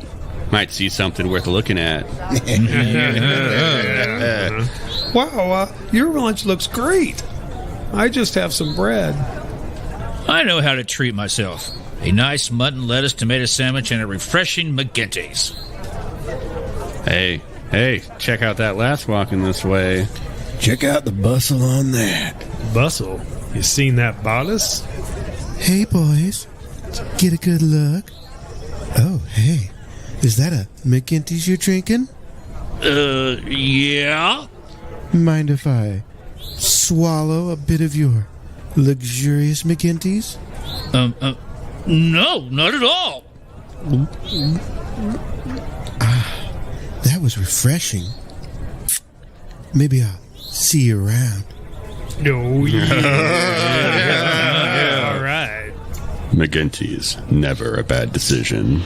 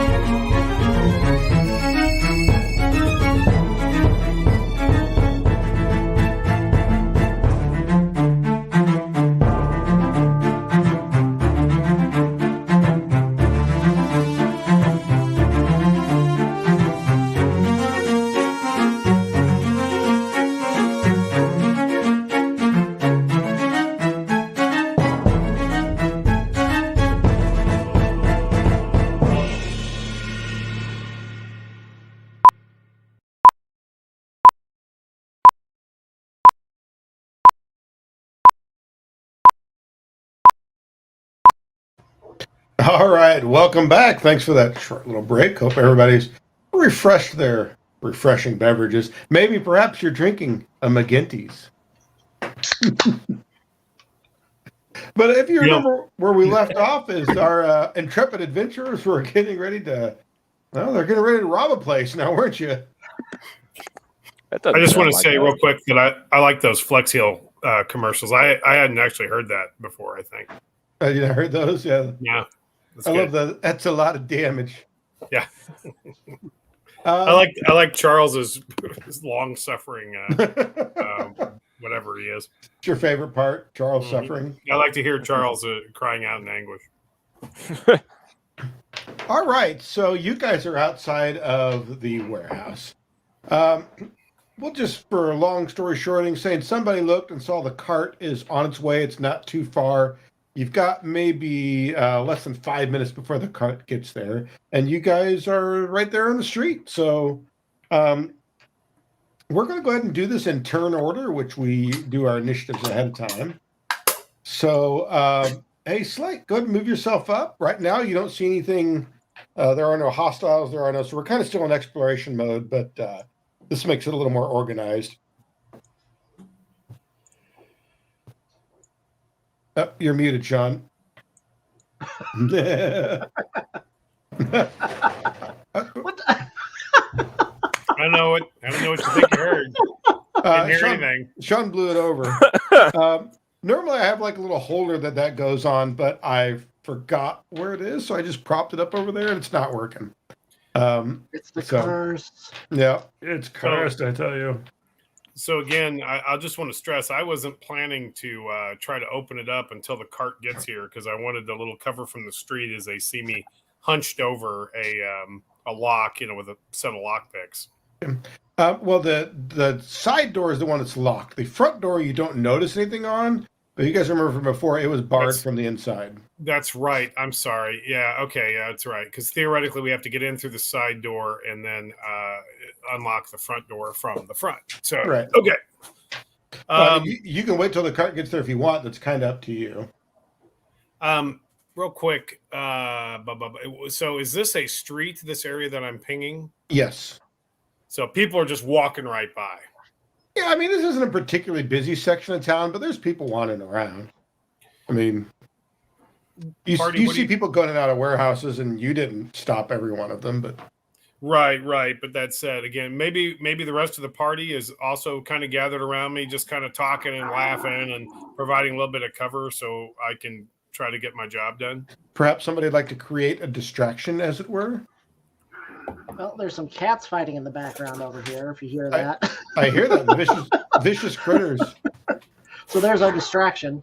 I mean, Eleanor's house, Nick, your house sounds dangerous. There is always critters going to town there. Like, it's scary. Yeah, I got 10 silver on the black cat. Yeah. All right, well, go ahead and move you guys to move yourselves to where you would be. A little extra map up here. Am I right in front of the door, or is it somewhere I can't? Yeah, you're close enough. I think you are kind of inside. Let's move. Oh wait, no, I'm sorry. Yeah, I'm actually in the warehouse, aren't I? Yeah, you're actually in the warehouse. But yeah, there you go. Oops. Okay. So just move yourselves right there. And who wants to create a distraction, as it were? Make sure nobody's looking while he does this little piece of work here. I suppose I can give it a go. If we can actually use the fine example of cats fighting, like stray cats on the block, Mr. B is, he's going to try to break up the fight. Okay. He's going to try to save some kittens' lives here. All right. Let's see. Create a distraction. Is that stealth or thievery? Anybody remember off the top of their head? I'd say deception, wouldn't it be? Is it deception? I'm just guessing. I should have had that pulled up. And normally create a diversion is deception. Yep. Deception. Okay, so like I said, create a diversion is deception. Go ahead, Mr. B. You can roll that. Now I'm going to try to make it seem like I'm saving these cats by breaking them up, but what I'm really doing is trying to stoke the fire and make the cat fight like. I just imagine Mr. B like over the side, like, "Hey, cat, stop it!" And he, at the same time, he's like, maybe we'll get some more sound effects while this is going on. A funny sounding cat, but 16. All right, Sanad, what are you doing while all this is happening? Well, if he is going to have to pick that lock, I would like to help him do that. And I would like to get ready to maybe like hold until Slake actually wants to do the lock picking, but the knock spell, that classic. We'll fudge it a little bit. Go ahead and cast the knock spell, and then we'll let him take advantage of that on his turn. Okay. It lasts a minute is the reason I say that. Yeah, we don't have to be super picky. I just kind of want to keep this kind of rolling in the order there. Sure.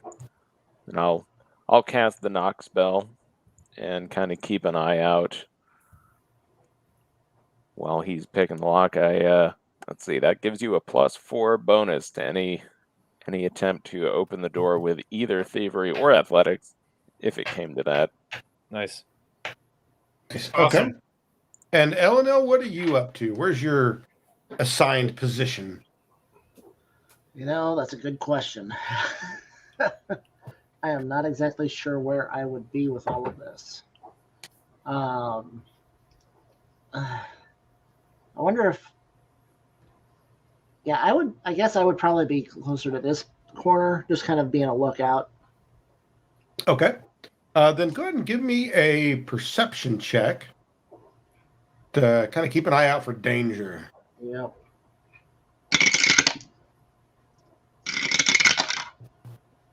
Yeah, I'm not going to see anything. That's a 9. Okay, cool. All right. You're rolling hot tonight, Nick. I am doing great. And I'm even using my cheaty dice. Trying to get that 25 here. Oh, nice. I think you use that one a lot.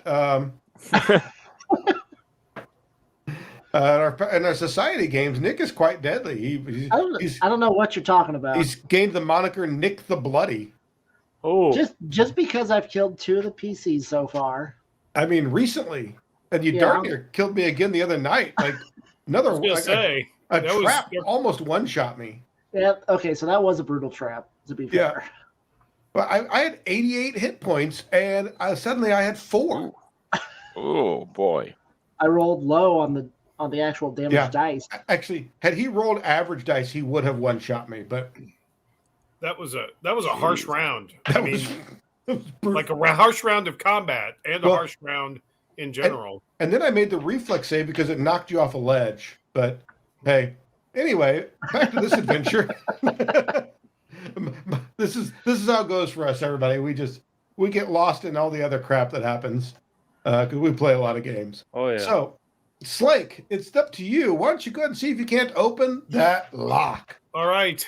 Let's hope we're feeling good. I am going to, since it will last a minute, I'm going to go ahead and burn 22 damn gold pieces and twist that that sneaky key.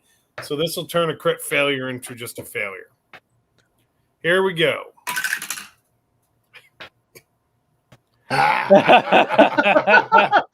Is that a natural 1? No, but it's only 3 better.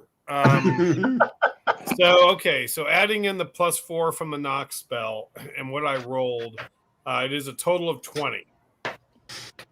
It does not open. Okay. Oh, yeah. All right, and let's see the knock spell. Does that go off? Is it done after the next attempt, or does it last?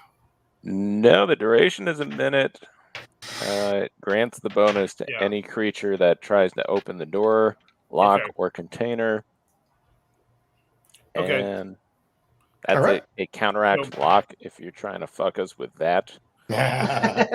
So, Richard, when I get another attempt, I will roll again. Well, what's Mr. B doing while Slake is failing to open the lock? Well, glancing behind my shoulder there, seeing there's some struggle, I'm going to make a perception check to see if any attention that is being directed our way, make sure that it's like being directed toward the cat fight. See if I need to up the stakes between these cats, if you know what I'm saying. All right. Give me a perception check then.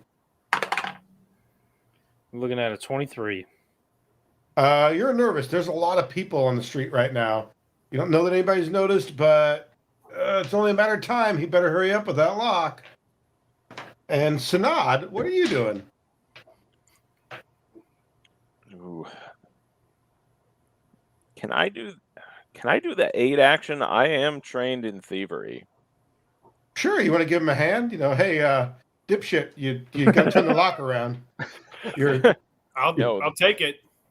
Wrong end of the lockpick there. Yeah, go ahead and you can aid. Perfect. Let's see. It's been so long since I did the 8 action. You need a 20, probably. Typically DC 20. That's right, yeah. And depending on my proficiency bonus, which is just trained. Because I mean, like, I'm not even going to try and bullshit my way into using occultism. For this. I mean, don't part of even me wants know to how hear I you would- try. I mean, I also have acrobatics, but I don't know how that would for expert. So thievery seems pretty applicable. Let's see. Ooh, yeah, that's that's a total of 26. Nice. All right. So is that just a +2 trained? +1. Is it just +1? Okay. All right. It's so that'll something though. Or you can just have rolled the attempt. That's fine too. I mean, And Eleanor, are you still looking out? Yeah, I'll still try and keep an eye out. All right, give me that perception check. Not much better, but that's a 13 this time. I'm in the double digits. It's a 13. You are distracted by the cat fight. You look over Mr. B and see him looking around, and you forget to look and see if anybody is paying attention, so you don't notice. Yep. But that is back to the top of the order to Slake, who's wasting precious time. Go ahead and see what you can do. here goes. Come on. That's an nat 20.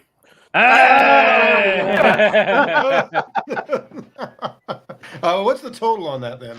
31. No, wait, hold on. Let me 30. Excuse me, 29. 29. Okay, is that with all the other pluses involved? And Yeah, I'm starting to forget which of the other pluses involved. +4 for the knock. +1 from the 8. Well, no, you know what? I think I misadded. Was there another +4 in there somewhere? No, single +4 and the +1 from the 8, so +5. Okay, +5. Okay, well, in that case, it's only a 27. Oh, okay. Then that is a crit success, obviously, because of the 20. Interestingly enough, 27 was the DC. That's why I was asking. Wait, I'm sorry, 37. I was going to say, that sounds Okay, awful. that How did you sounded have really a low. 3 No, for no, thievery? I was not adding the +12 correctly. So Okay, yeah. that's a little better. Yeah, That would have made your thievery bonus lower than mine. Yeah, same. I was still trying to get over that 4 I rolled on the last attempt, and so it's So here's what happens. Slake, you're feeling the pressure because you're like, oh, I was going to be really cool and pick this lock in a big hurry. And then you kind of fucked it up. So, you got to be quick about this because, if you had the key, you'd have been in this door already. So you get a little nervous and your hand starts shaking. And as you shake your hand, it wiggles the tumblers just right. And the padlock goes click and opens up. And even you are surprised that it falls open like that. well, I make a deception check so they don't notice my surprise. And I'm just like, yeah, that's how you do that. All right. So, Mr. B, you have noticed that they've given you the signal that the door is open. Okay. Well then, time to back away from these cats, I believe, unless somebody is actively watching Slake. Then I'm going to intercept their vision by trying to get them to help me with the cat.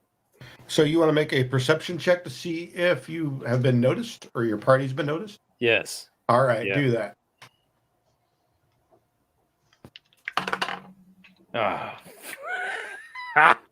My turn. All right, Sanad. Mr. B doesn't notice anything. It all looks safe and normal. Nobody is about ready to hit you with the head or anything. Perfect. That's what we're going for. Yeah. Oh yeah. So door is open, huh? The lock is undone. The door is physically still closed, but well. Alrighty then. I will say that I don't think anybody has searched it for traps. Typically, that would have went off when you were picking the lock. True, but when one steps mean- inside the door, there's always the possibility of something on the other side. True. There was nothing magical, at least, that I could see. Yeah. Still. Step on in. What's the worst that could happen? I'm sure it's fine. It's Me fine. too. Yeah. Perfectly fine. Yeah, could I inspect for traps, though? You sure can. Are you making a perception check? Or are you doing something arcana-ish?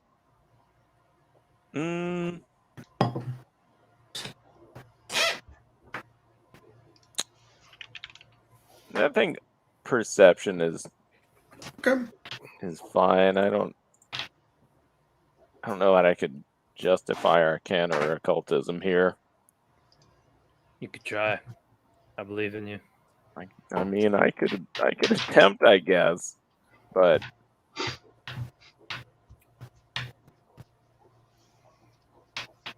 go for it.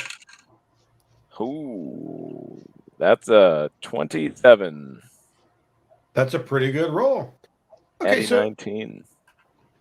I'm going to give you a little extra because that's a solid roll there. So the only thing you notice is that there is indeed the squeaky grease on the door, so it's going to make a good loud noise if you just yank the door open, which is up to you how you want to do that. You also think that as you're kind of just looking and studying the door and generally being paranoid, you're not entirely certain that there's a guy down the way that you think he looked at you guys suspiciously and then walked off. You just happen to glance down and see it. And you're like, I don't know, have we been made? Maybe. It's hard to tell. Of course, bring that to my party's attention. And last but not least, I cast guidance on Slake there. Okay. What were you going to say, Sean? I just have a question, Richard. What's as far that? as the squeaky grease, which we've encountered a number of times at this point, when somebody is legitimately entering, like someone has legitimate reason to enter a place that has squeaky grease on the wheel or on the hinges, is it just generally they make noise opening Yeah. it? I mean, it's not deafeningly loud, but it's super noticeable. And during the day like this, it's obviously a little less noticeable. At night, you could hear it from quite a ways away. So if somebody opened the door and you're around the corner or up the street a little ways, you might hear it. Okay, so theoretically, when people have legitimate business entering into this warehouse, they make some noise. So I guess the trick is just acting like you're supposed to be there. Think about like somebody dragging a heavy desk or something across the floor. It makes that like loud screeching scrape noise. Okay. It's like that. So just like when you pull open the door. But and you guys would have heard this because people are using doors. So it does happen. Okay. Sure. All right, Eleanor, I still believe you have a little bit of something to do here. Well, I think I calmed the cat down. There's now purring going on my microphone. No, seeing that he's gotten the door unlocked and kind of moved back, I would start heading that way. And I don't know if I would open the door or not. It's up to you. You could open the door if you want. Yeah, with my perception checks have been so great, I'm just going to go open the door. Are you trying to open it slowly so as to, minimize the squeak, or are you just opening it up? At this point, I just want to get inside. All right. So let's just open it and go. So you open it. It makes a pretty good noise, but, it's a noise. We've been hearing that noise on other warehouses nearby. Yeah, I mean, it's not like constant or anything, but if you're going to hang out in this area, eventually you're going to hear a door here and there. Yep. So the door squeaks loudly, but it opens and nothing happens, and you're able to make your way into the warehouse. And right about then, okay.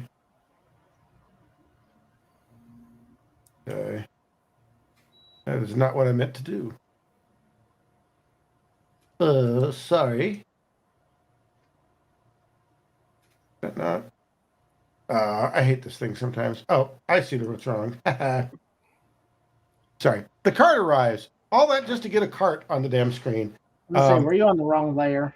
I was. Well, I put it on the wrong layer.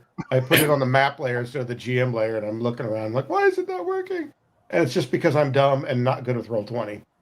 So the cart comes pulling up, and you hear the brake catch. And it's a good-sized cart with your friend Odo on the front, being pulled by a couple of oxen. And he seems to just be sitting there waiting, ready to go. What are you guys going to do? Slake, you are just inside the warehouse. I am going to move in, actually, as well. And I'm going to, as soon as I get inside, I'm going to make a perception check to see if I hear the sound or any sort of signs of any beings inside this warehouse, living or otherwise. All right. Give me that perception check. Okay. So I'll step into here and let's go ahead and don't forget you have guidance. Hey, what's that? Don't forget you have guidance. Well, I sure appreciate that guidance. And I'll tell you, that's going to result in a 29. Oh, that's a pretty damn good check. So I'll give you a little something extra for that. Let's start with the obvious. The warehouse is pretty much empty. The only thing you see, contrary to the way the map appears there, the only thing you see are 3 crates sitting not exactly in the center, but, let's just say right about here. Mm-hmm. They're good-sized crates. They look fairly heavy, but, once again, you think several of you could hoist them into a cart without too much struggle. It might take several of you per crate to do it. But here's what you get that's a little extra. You're fairly certain the crates are trapped. Now, you don't think they're trapped if you move them, but if you try to open them, you've seen there's some pretty obvious runes and sigils, which just screams at you magical protections. Okay. And these crates, like you said, they're the only things in the warehouse. They're like a spotlight on them to make it extra dramatic. Exactly. They placed them just so that the window, the sunlight is coming right in on the 3 crates. And there's a little ticker that pops up. Achievement succeeded. Yeah. Crates. Seems pretty sus. I'm going to move not quite like directly. I'm going to come close, but not like close enough maybe to touch. And just start glancing around at the floor just to make sure there isn't something you say. I feel pretty solid. Yeah, there is nothing about that area. I give you that's for the whole place. You scanned the whole warehouse. You don't see anything else or anyone else. There's nothing obvious. It looks like a dusty warehouse. Looks like it did contain more stuff recently. Yeah. Like you can tell there's depressions and areas that where obviously there have been crates sitting and the dust hadn't settled there. Yeah. But other than that, that is the only thing currently in the warehouse are those 3 crates. If that's the case, then could I go ahead and move up to this? Up to this front door area and take a good look, a perception check to look for traps on the main doors, the front doors. We'll let you do that the next time around. For now, we'll say that is enough for you. You kind of gave it and gave the place to look over and let everybody know that it seems clear. And then Mr. B, what are you going to do? Slake seems to have swept the place. Mr. B is successfully broken up the cat fight. They're actually great friends now. They're going to meet for cards later and chase mice. Nice. Mr. B's going to walk in.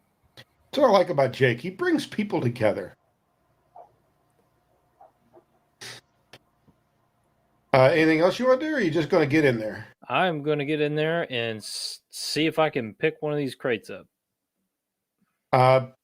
What's your strength? Let's see. My strength is in a score of 18. You're pretty strong. And with this lifting belt here, the activate will allow me to lift an object up to 8 bulk as though it was weightless. Okay, I mean you're a big, strong fella. Well, you got this extra lifting belt. You don't know that you can lift a crate by yourself just because it's awkward in size.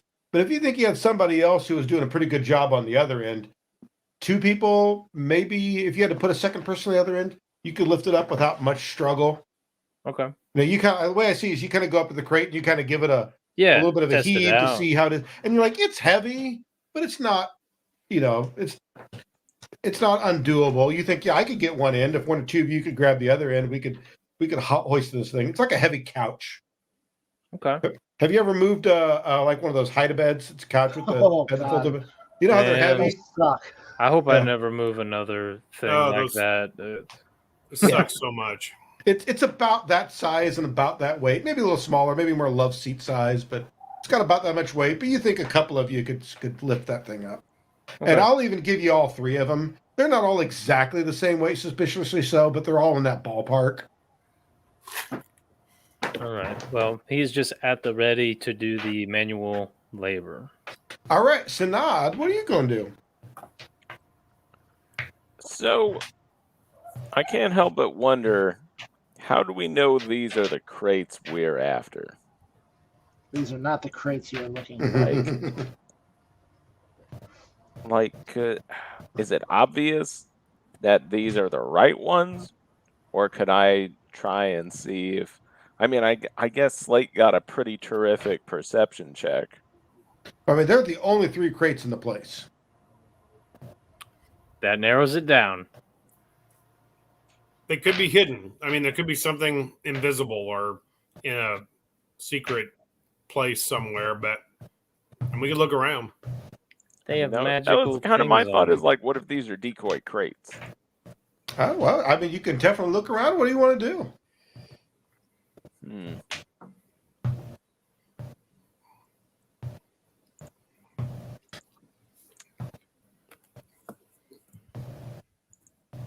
It just seems so suspicious, Richard.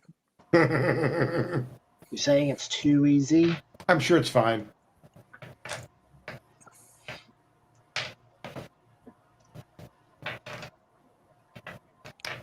I'll use one action to look around. I wanna see if I think there's anything. Are you anything perceiving, or are you going to do like a detect magic or anything funky, or what do you want to do here?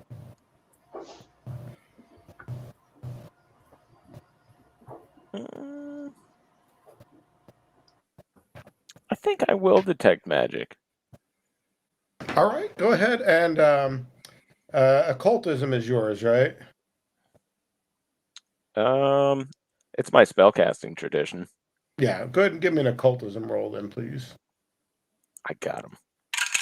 Got him to let me use occultism. 17. That's not fantastic, but it could be worse. It could be worse. Here's what I'll give you with detect magic. You find nothing else in the room magical that pops up with you, but the three crates clearly have magic on the crates of some sort. And it's not even kind of halfway. I mean, it's very noticeable. I always picture like detect magic is like you flip your vision and magical stuff kind of glows. When you look over it, you're like, whoa, those things are glowing. There's some heavy duty magics on those crates. They're white hot. But you find nothing else magical in the warehouse, or anything that kind of jumps out at you that's suspicious. Well, then I'll kind of glance over both my shoulders, like, I'm not so sure about this, but let me give you a hand there, Mr. B.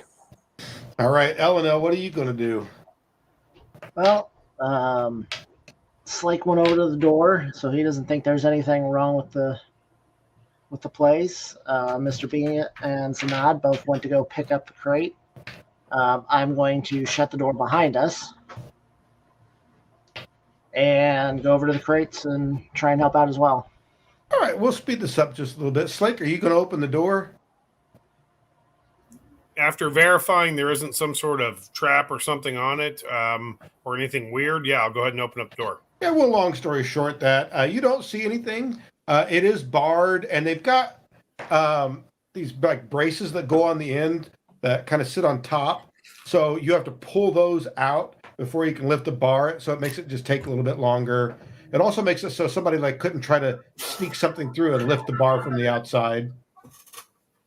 It's just an extra mechanical device. So you take a minute to pop those out of there. They're kind of wedged in on purpose. You pull the bar out of the place and swing the doors open. It just takes you a quick minute to do that. And there is the cart right outside with your friend Odo. And let's see, Mr. B grabs an end. Snod and Elena, what do your strength scores look like, just so I know? I've got a 16. Oh, okay. And big old +0 up in here. Okay. I mean, you're still fairly normal. So it does, the two of you can grab one end. Mr. B's hossing up the other end. And you can grab a crate, throw it in the cart. It's heavy, but you can do it. It's kind of that awkward thing where you got to slide the first one in towards the front of the cart and go back another one. But other than that, it's just manual labor. It's going to take you a couple of minutes to do that. If nobody has anything fancy they want to do, we'll just fast forward a little bit to you throwing the third one in the slate. You got something you want to pull off? Nothing particular other than the fact that after the carts have been loaded, I want to make sure that we rebar the door, put the little devices back on top, exit through the side door, and relock the lock. Okay. As you're coming back around from the side, locking the lock, your good friend Odo seems to be talking to two people who've walked up to him. He's like, "Nah, I got the work order right here. See, the work order just came through. Looks like the crates. I was just getting ready to get underway. If you guys are, I don't know what you guys are doing. So he's like, oh, there. And you guys come walk around, and you see two people with clubs talking to Odo. I'll just play personally. I'll just look. Hey, another day at work, ain't it? The one guy is like, what's all this? You guys, him I know, but who are you guys? And he pointed to Odo when he said him he knows. You got the cart. You got crates. I don't know. Are you a dock worker or something? You slow? We just waited outside of the hardware store, and then somebody came up and said, "You need a day's work." And somebody was hiring work outside the guild, and you guys said yes? No. Obviously, no. We told them to pound sand. But what were you guys? What were you guys doing in the warehouse? Safety inspection. We're from OSHA. Hey, I glance at Mr. B, who's got a forged manifest. Yes. Yes, Mr. B is going to step forward with clipboard and club in hand. Fellas, just a misunderstanding, really. Here's the shipping manifest. Here you are. You want to take a look? And he just flips through a couple pages real quick. It's all there. The guy starts to look at it. He's kind of giving the question. He's like, what's going on here? Something seems off.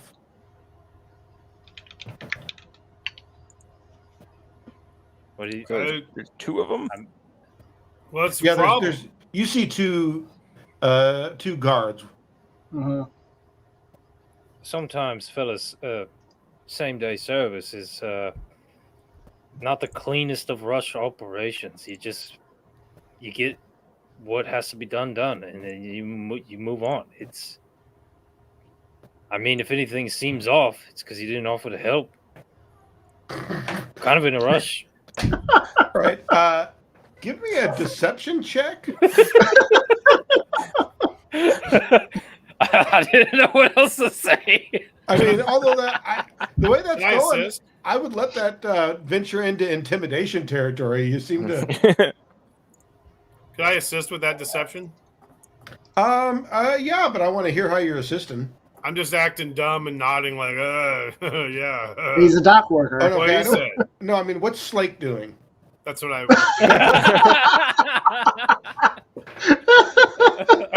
too dense to catch it. That's the kind of role playing we got there. It comes from the heart.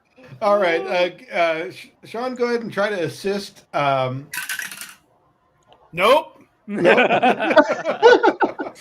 All right, Jake, give me that deception or intimidation. Oh, You're kind of harsh with them. I'm gonna go with deception in hopes that I can elevate to intimidation if need be. Oh boy. We're looking at a 19. A 19, and if I remember correctly, your forgery turn went off really well. So, Yeah, it was pretty good. I don't remember what it was, but it was excellent. one guy's like, "Well, this kind of looks in order, I guess. This is just strange." And the other guy kind of speaks up. He's like, "Yeah, where you guys been?"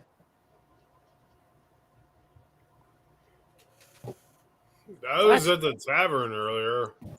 No, I mean all youths from the collective. Where'd everybody go? That's we were wondering the same thing. I figured you guys know that's who you're with, right? Well, yes, but they don't always tell us where they're going. Well, but like everybody's gone.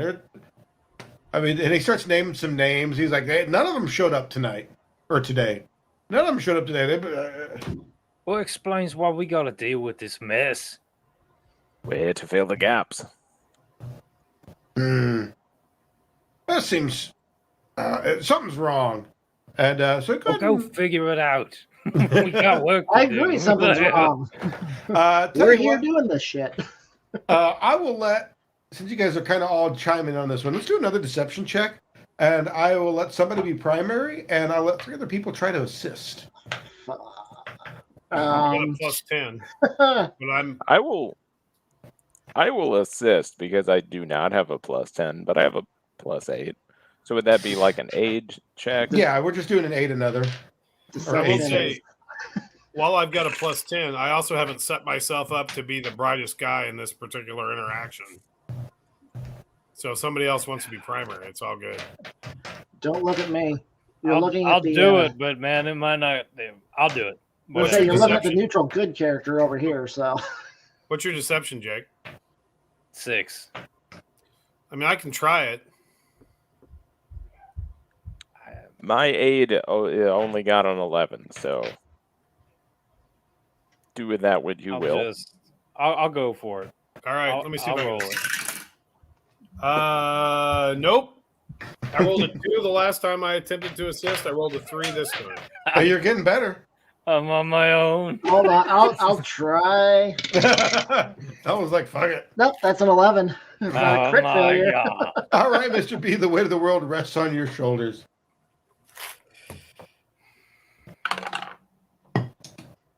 I'm consistent. I got a 19. Okay. You can tell that they're not happy. They don't like it. They're not paid to be happy. It's fine. Not one bit. However, they can't seem to find a good excuse. There's a point where Odo chimes up. He's like, "Hey guys, you do something or let me get on with my job." And they talk. They're like, the one guy points out to the other guy. He's like, "Hey, we know where they're going. They can see that because they saw the work order. Like in this traffic, it's going to take them a while to get to the gate. Let's go check this out." I was like, all right. And the guy kind of gives you we're watching you guys, and the 2 of them scurry off somewhere. Let's get the hell out of Dodge. Yep. All right, so off you go with the cart. Now give me, for lack of a better phrase, kind of a marching order. What are you guys going to do? We'll just go around the table. Sanad, as the cart is moving, where are you planning on being? Can I cast illusory disguise on myself and hang out in the cart? I don't remember illusory disguise. Does that just make you look like something else? It makes me look, not specific enough to impersonate any specific individual, but it changes like my I can change like my clothing, my height within 6 inches, stuff like that. So maybe just make myself look like a disheveled human who might be, Odo's partner or something. Okay, so you're looking like another member of the Oxen Court. Yeah, sure. Go ahead and let's figure out how good this disguise is up front, and let's make a deception check on that. And does that spell give you any specific bonuses, or does it just? It does. It gives me a +4 status bonus to deception checks to prevent others from seeing through my disguise. All right, let's go ahead and roll one up front so we know how good you did when you cast the spell, and that'll be DCs for people later. That looks like it's a 29. That is pretty good. As a matter of fact, you could be Odo's brother. Like, your disguise is so good, people are like, "Whoa, no, I didn't know you had a brother."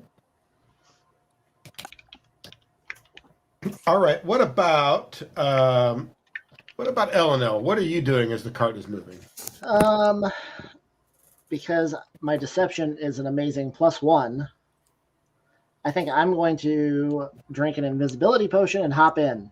Nice.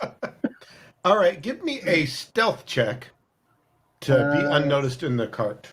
Does that actually give me anything? Does not give any bonuses.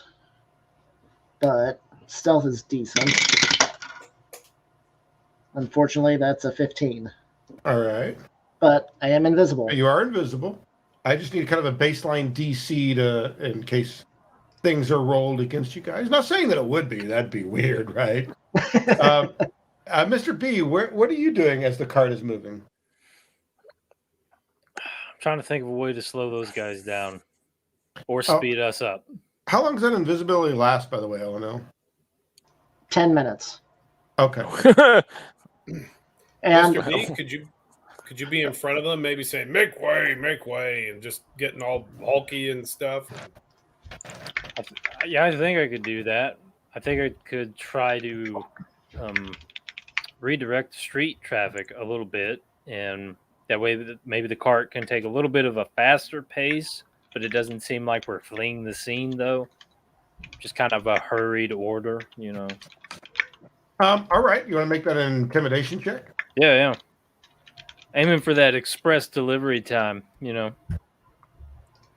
Right on. This is where it goes bad. That is an 8 total. Whoa.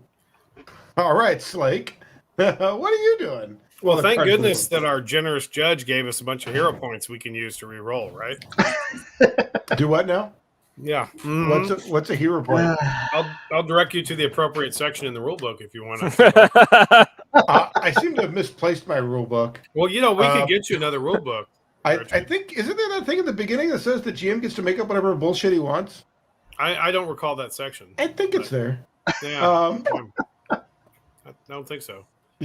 Slake is trying. He is keeping up with the cart, but is not right next to it. Basically, kind of trying to blend in with the crowd to appear casual. So I was thinking of a stealth check, maybe just to try to accomplish that. So, Give me that then.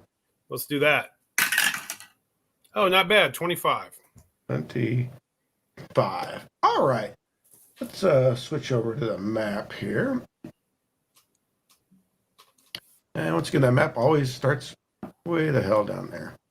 All right, so you guys were over in Southmead, over about here. Now, the easiest way, since they like to stay to main streets as much as possible because it's easier to get the carts, would be to follow the street along this way, make your way all the way out, around and head out City Gate. Because there are only 2 gates here and here, but clearly the South Gate is the one that's going to get you guys where you want to go. Seems things to progress fairly okay-ish until you guys get to about here. And as you guys approach that intersection, which is where you turn and you go up the hill. Now, if you guys remember, you guys pulled a job up on the hill recently, so you learned a few facts about the hill. Now, this is where most of the shops are.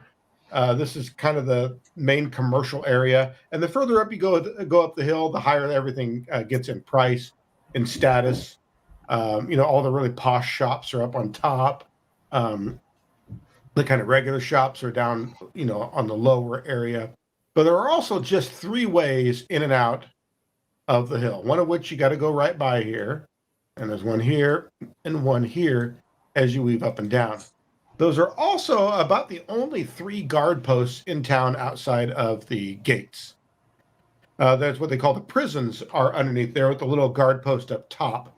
And down low beneath the ground is where any prisoners are kept. And their main job is to man the sewage pumps that lift the pumps from the deep wells where everything flows up into the middle of the hill where then it all flows out of the canal and then through here. That's kind of the next to the worst punishment you can receive. The worst one is obviously being summary execution down in the town square in Old Town.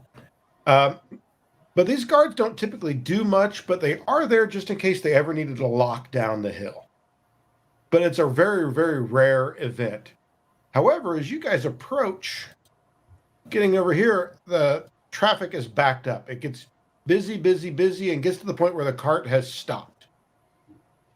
Because it's kind of a log jam of traffic up in front of you guys. And you notice that the hill seems to be shut off. There are guards out, not letting anybody in and out of the street going up and down the hill. Yeah, it's kind of a strange sight, and it's really jacked up traffic going around. So, what are you going to do? Is there any possibility of a bribe? Maybe we grease a few wheels and they let our cart go forward? Well, to be fair, they're not stopping your cart. Only if you tried to go up the hill. So you wouldn't have to. You could theoretically...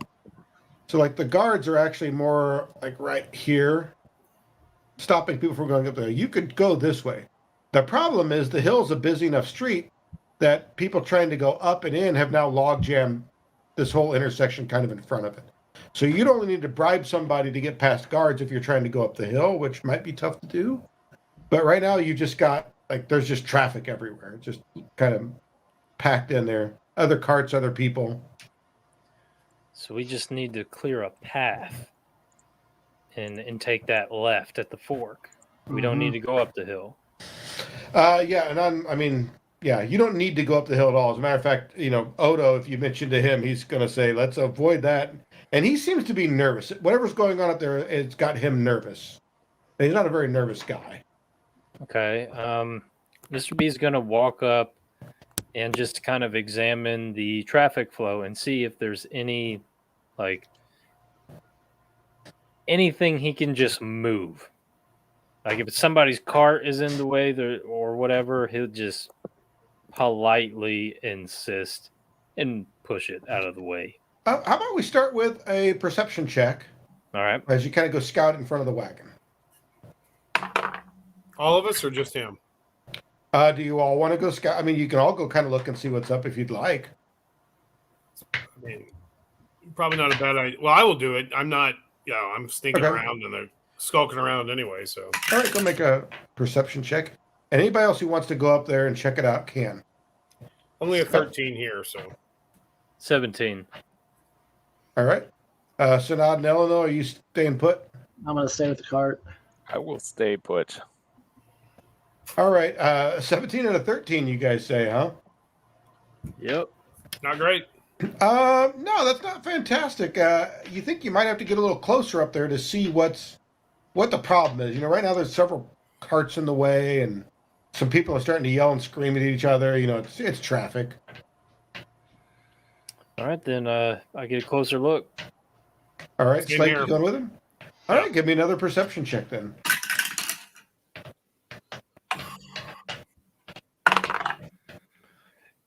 $18. 17. Yeah.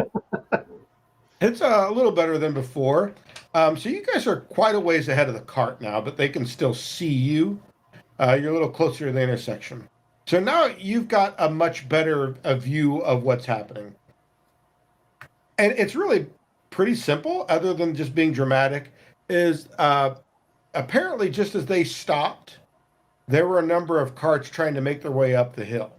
So as the guards came out and they won't let them progress, so they tried to turn the carts around, which I don't know if you've ever tried to turn a cart around, with especially a big sized cart pulled by oxen. They don't turn on a dime. So a couple of those carts have gotten jammed up there while some other carts come up behind. And now it's mayhem. People can't get organized, can't get out of the way. The guards are not they're not nice. There's a whole row of them out there, and nobody wants to mess with them, and nobody wants to push them.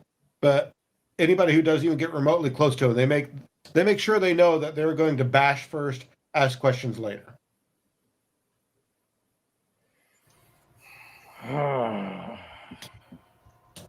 Traffic. Does it look like we could, with a little bit of maybe some combination of diplomacy and the combination of intimidation, we might be able to get some of the backed up carts in the rear out of the way so that the ones up front can back down and maybe try to get this sorted out at least enough to clear the space. So you want to take charge of the situation, if it were. Yeah. Kind of want to get up and start directing traffic, act like a big shot. Sure. I would say a combination of diplomacy and intimidation. Diplomacy, I'm going to let you use as kind of a leadership type check to say, make yourself appear. I know what I'm doing. You move here, move. Intimidation will be the actually getting anybody to do it. So what you going to do? Mr. B, we could be good cop, bad cop. Absolutely. Okay. So I'll give it a shot on the diplomacy. I'll step up and go, hey, we're all trying to get through here. Let's all calm down for a minute. And if we move this cart over here, get that one moving, then we can move this one over here, and then that'll unclog the jam, and we get those ones back down that are a little higher up, and it's all good. Okay. Go ahead and give me that diplomacy roll. Hey, 25. 25 is pretty good.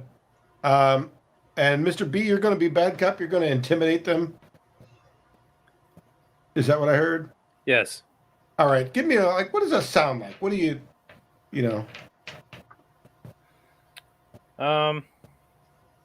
Let's see. He's gonna kind of follow suit with like the guards up at the gate, because they seem really, menacing to a point.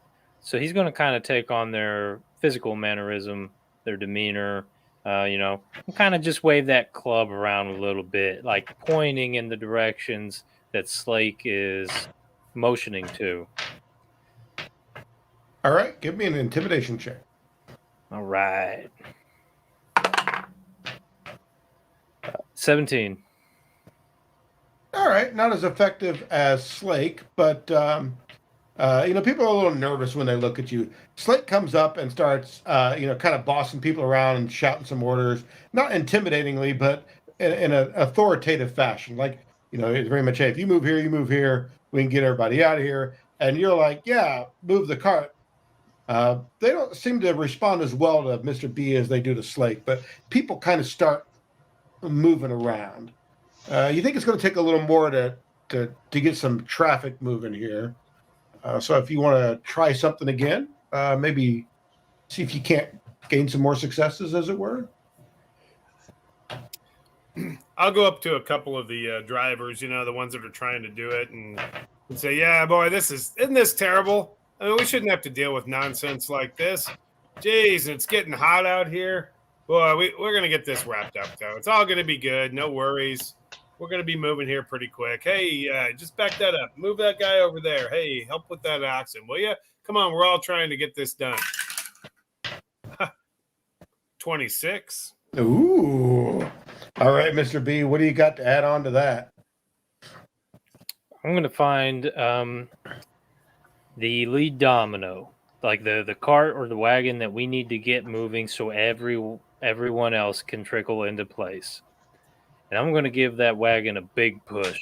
I'm going to help that ox out. I'm just going to get physical with it. All right, athletics check. 19. That's not bad. Yeah, I mean, physically, a cart and an ox isn't something you're going to have a whole lot of success with, but you're more nudging them in the right direction. The display is kind of the impact, but they do. The oxen kind of respond, dig in, and start moving the cart, and things seem to be going pretty well with Slake's direction. So you think things are starting to move along? If you wanted to, you guys could try one more time to maybe speed things up, but the carts are starting to get out of the way, and people are starting to move along. I mean, does a cart and its oxen weigh 8 bulk or less? I don't know. Oxen weighs quite a bit. Well, we're on the same team, though, so really we're assisting each other. We're both trying to move that wagon. I mean, I'll let you keep trying. Just depends on how, if you guys can wait back a few minutes and... Nah, I want them to speed up. Just out of curiosity, the average weight of an oxen is anywhere from 1,500 to 3,000 pounds. Again, we're on the same team. Yeah, you're not trying to pick them up. You're just trying to, get them to move along. He's pulling the wagon, I'm pushing. We're getting it going here. That is a 26. Oh yeah, I mean at this point the oxen are off and moving. They wanted to get out of there. They're done with this. I'll also help with the diplomacy. Hey everybody, the sooner we get this done, we get our deliveries made, we can all go have a few McGinty's at the local tavern. What do you say? Hey everybody, we're all gonna get laid. All right. Don't nobody worry about me. Get on. You know what? These are decent rolls, and I'm sure they're going to abandon me here shortly. That's 25. Okay. So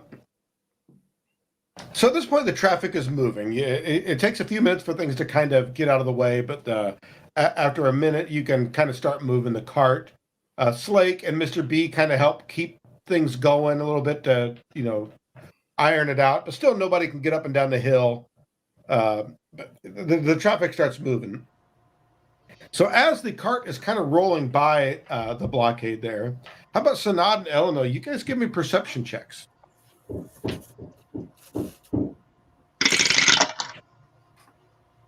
24. 13. Ooh, a whopping 13. Yeah.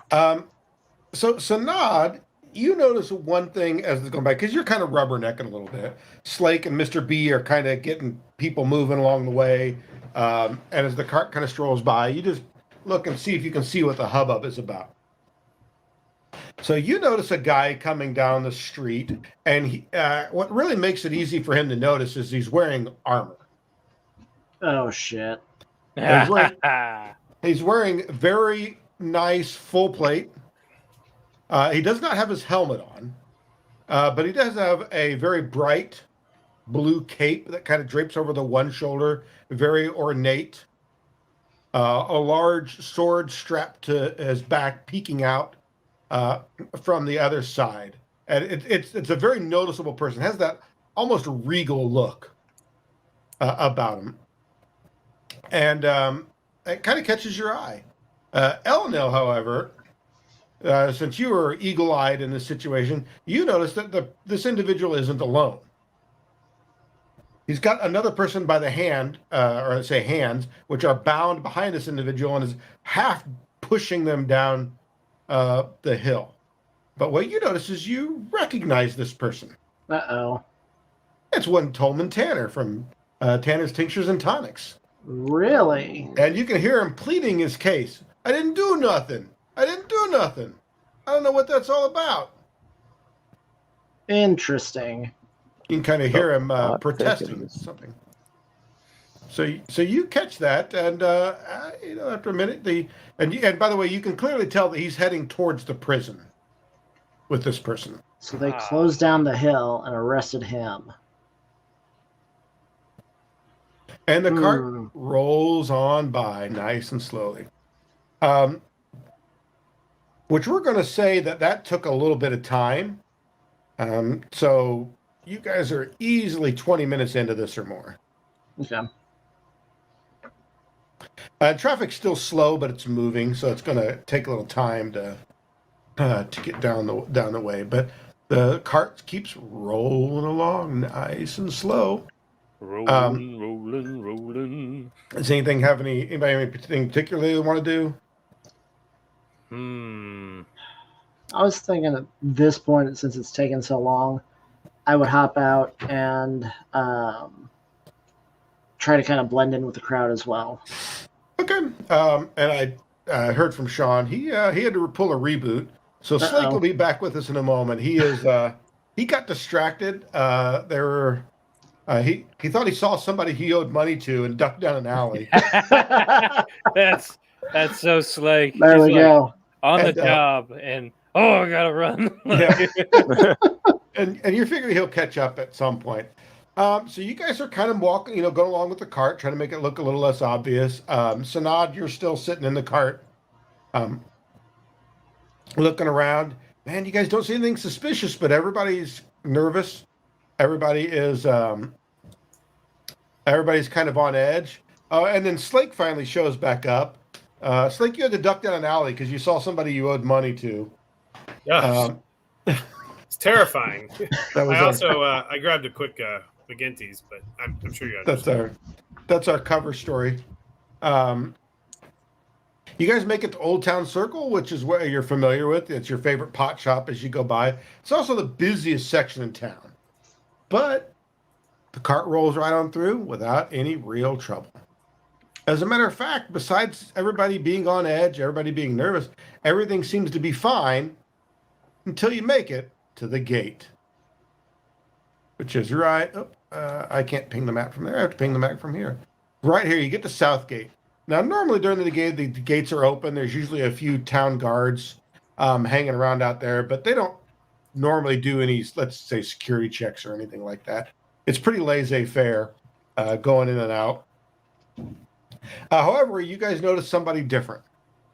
There is a gentleman standing there who is wearing full plate, shining full plate, with a blue cape half over one shoulder. And standing next to him is one of the guards that you saw over in Southmead. It's one of those, have you ever had that moment where you're speeding and you see a cop on the side of the road and you know that you saw him and he saw you and you just wait to see if they come after you? That's where you're at. You see him, he sees you. All you got to do is roll forward and see what happens. And sure enough, he puts a hand up. I high five him. Yeah, buddy. We made it.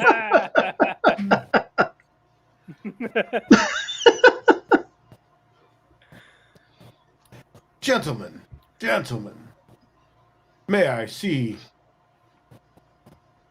the work order, please? And he, walks up to Odo, who hands him the work order and kind of, looks it over. And he's definitely scrutinizing this thing. But, it takes a minute. Anybody doing anything while this is happening? What are you guys doing here? So, is it just like the two guys? I mean, there's other guards there, but these are the two that are talking. At any given time, there's probably a dozen guards, or town guards around the gate, but they're usually kind of lounging around. You kind of notice they're off to the side doing their thing. A couple of them are up on the wall, but these are the two that are and the guy in the plate is the one that stopped you. The other guy you recognize from earlier, but he's kind of standing off to the side. Well, the reason I ask is I'm just kind of curious how obvious it might be if I were to start casting a spell. I guess that depends on how obvious you make it.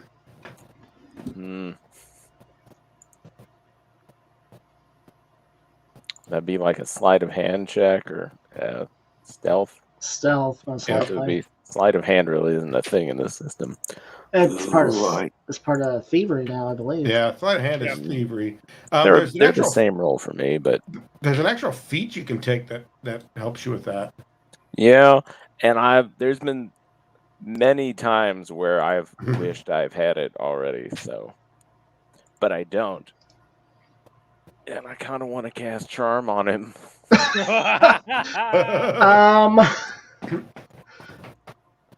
How about a society check to my character knows what the player character, Sure. I Yeah. know. Yeah, go ahead and give me a society check, and we'll see what you Actually, know. that's not too bad. 22. That's not too bad. You don't know this, but you have a suspicion. Because you can kind of, you look around like, that when there's something going on and other people are trying to see what's going on, but are working really hard to make it not look like they're watching. That's what the other guards are doing. You guys been through this gate many times. You got to go through it to head out of the canal district. Usually there's 3 or 4 of them kind of lounging up against the wall, kick back, maybe a couple of them up on the wall. There's a little room nearby. They're going in and out of there. It's very casual. But all of them are out right now, and all of them are kind of like, I'm not helping, but I want to be somewhere where I can see what's happening. They're not on edge. This has this looks more like people who are, they're curious. Like, I want to see this. Whatever's about to go down, I want to see what happens. Yep. So based on the way that they're kind of doing it, plus they clearly don't want to get in this guy's way, which they're town guards. Right. So you can only think of one group of individuals who would be dressed in full plate with that air of authority, who these guards are going to, act this way around. And that would be an inquisitor. That's exactly what I was thinking.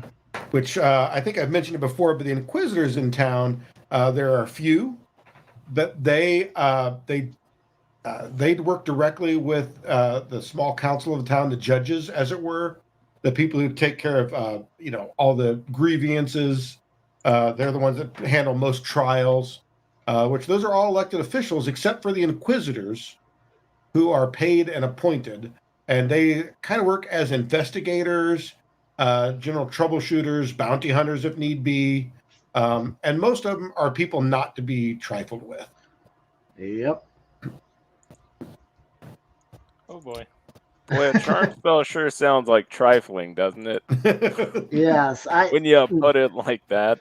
If you guys remember, that's who the cat was hiding low from. That's why she made the deal with you guys. Right. Because she may or may not have been responsible for a body turning up, and some inquisitors were investigating the body. And yep. Question about this inquisitor in particular. Mm-hmm. Does Mr. B know him personally by reputation? Either a society check, or if you had a lore check that was applicable, like a lore Ardisport. It's gonna have to be society. Okay. Ooh. Skills. Okay. 22.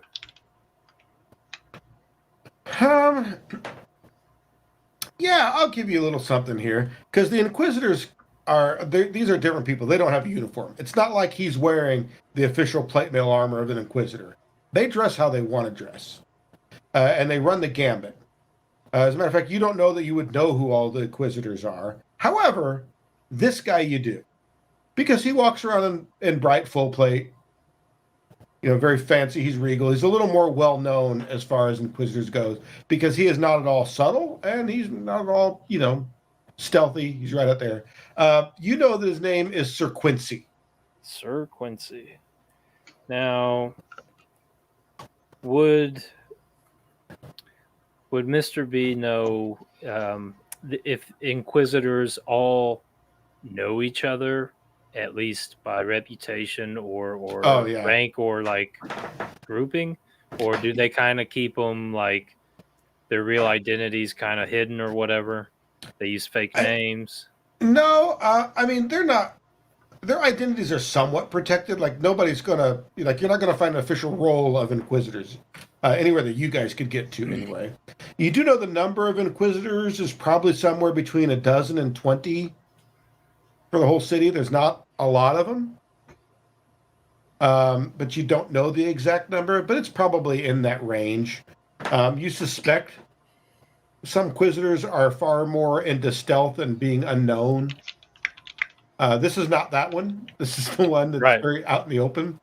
But you can only assume that the inquisitors all know who each other are. I think I have a plan if it gets that bad.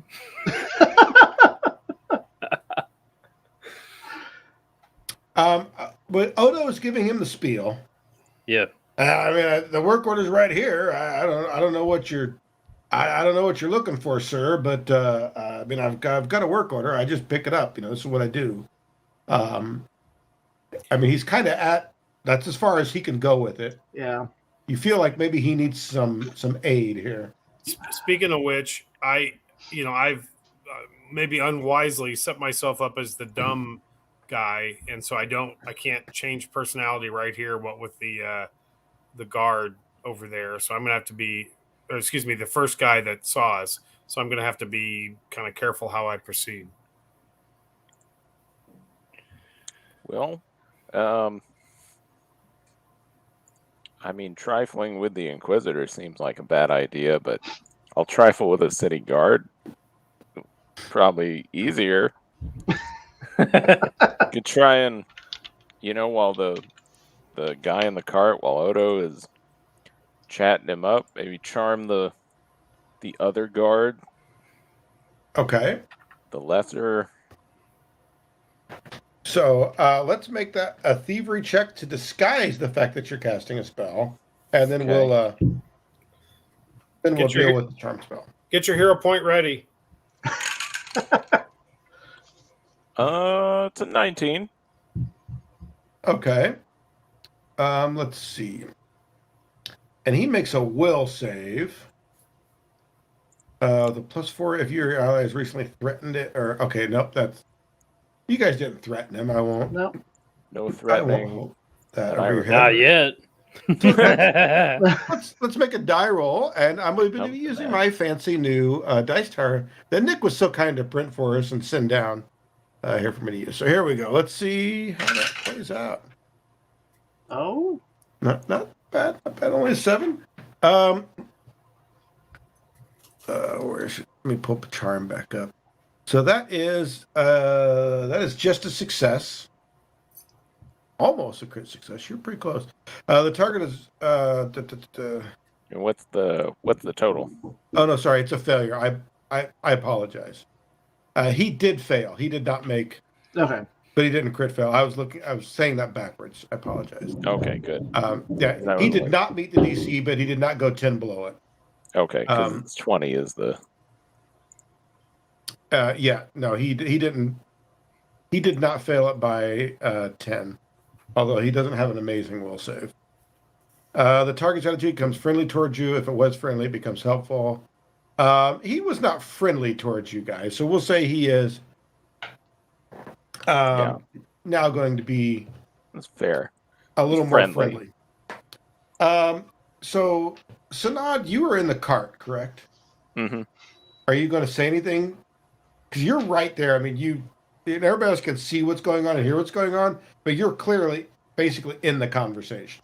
Unless somebody else wants to come up and be in the conversation. Maybe as part of the somatic part of casting the spell, I give him a friendly greeting and kind of maybe tap him on the shoulder. These aren't the crates you're looking for. Start, something like that. But idly ho, neighbor. It's been too long, hasn't it? Think I owe you a round, don't I? Why don't you explain our reputation to the nice Inquisitor here? So you're saying that to the guard? Mm-hmm. Yeah. Greet him like an old friend and be like, Yeah,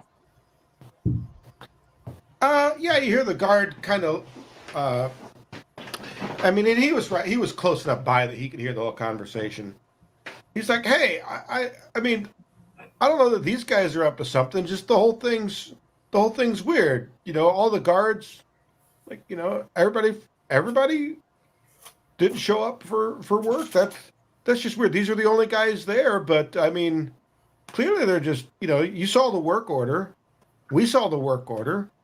Your business. What can we say? And you see the Justicaro lean back. He pauses for a very dramatic effect. I agree. On the surface, everything seems on the up and up. Everything seems to be tip-top. And on a normal day, you would have been beneath my notice. But today is not a normal day. You see, strange things are afoot, my friendly drover. According to our other friend over here, none of the guards working for the Alchemical Collective showed up to Southmeet today. They were all sick or ill or had other things to do. As far as we know, they're all still alive, but we haven't checked in with every one of them yet. We will soon know. Let's hope that one body is enough for the day. However, there's more afoot. More afoot. Several arrests, all in the Alchemical Collective. Strange evidence. Things are afoot. And here you are, the only cart moving any goods for the Alchemical Collective today, in all of Ardisport, sitting here heading out the gate. Do I let you go? Do I follow you? Do I stop you? I believe I could justify it with everything going on today. None of the other guilds will raise an uproar. They're probably all just waiting to gobble up anything they can. The Alchemical Collective's going to seem weak right now. Such a major player gone. So brutally murdered, as it were. What should I do? Odo Walker, you say your name is? At least that's what's on the work order here. And why two of you? Who is this person that's with you? And he looks directly at you, Sanad, and he's like he's expecting you to answer. Auto Sprinter at your service. Quick one, I see. No, the Alchemical Collective showed up for work, but at least two of the Oxen Court showed up for work, so it's not a pretty job, but someone's got to do it. So here we are.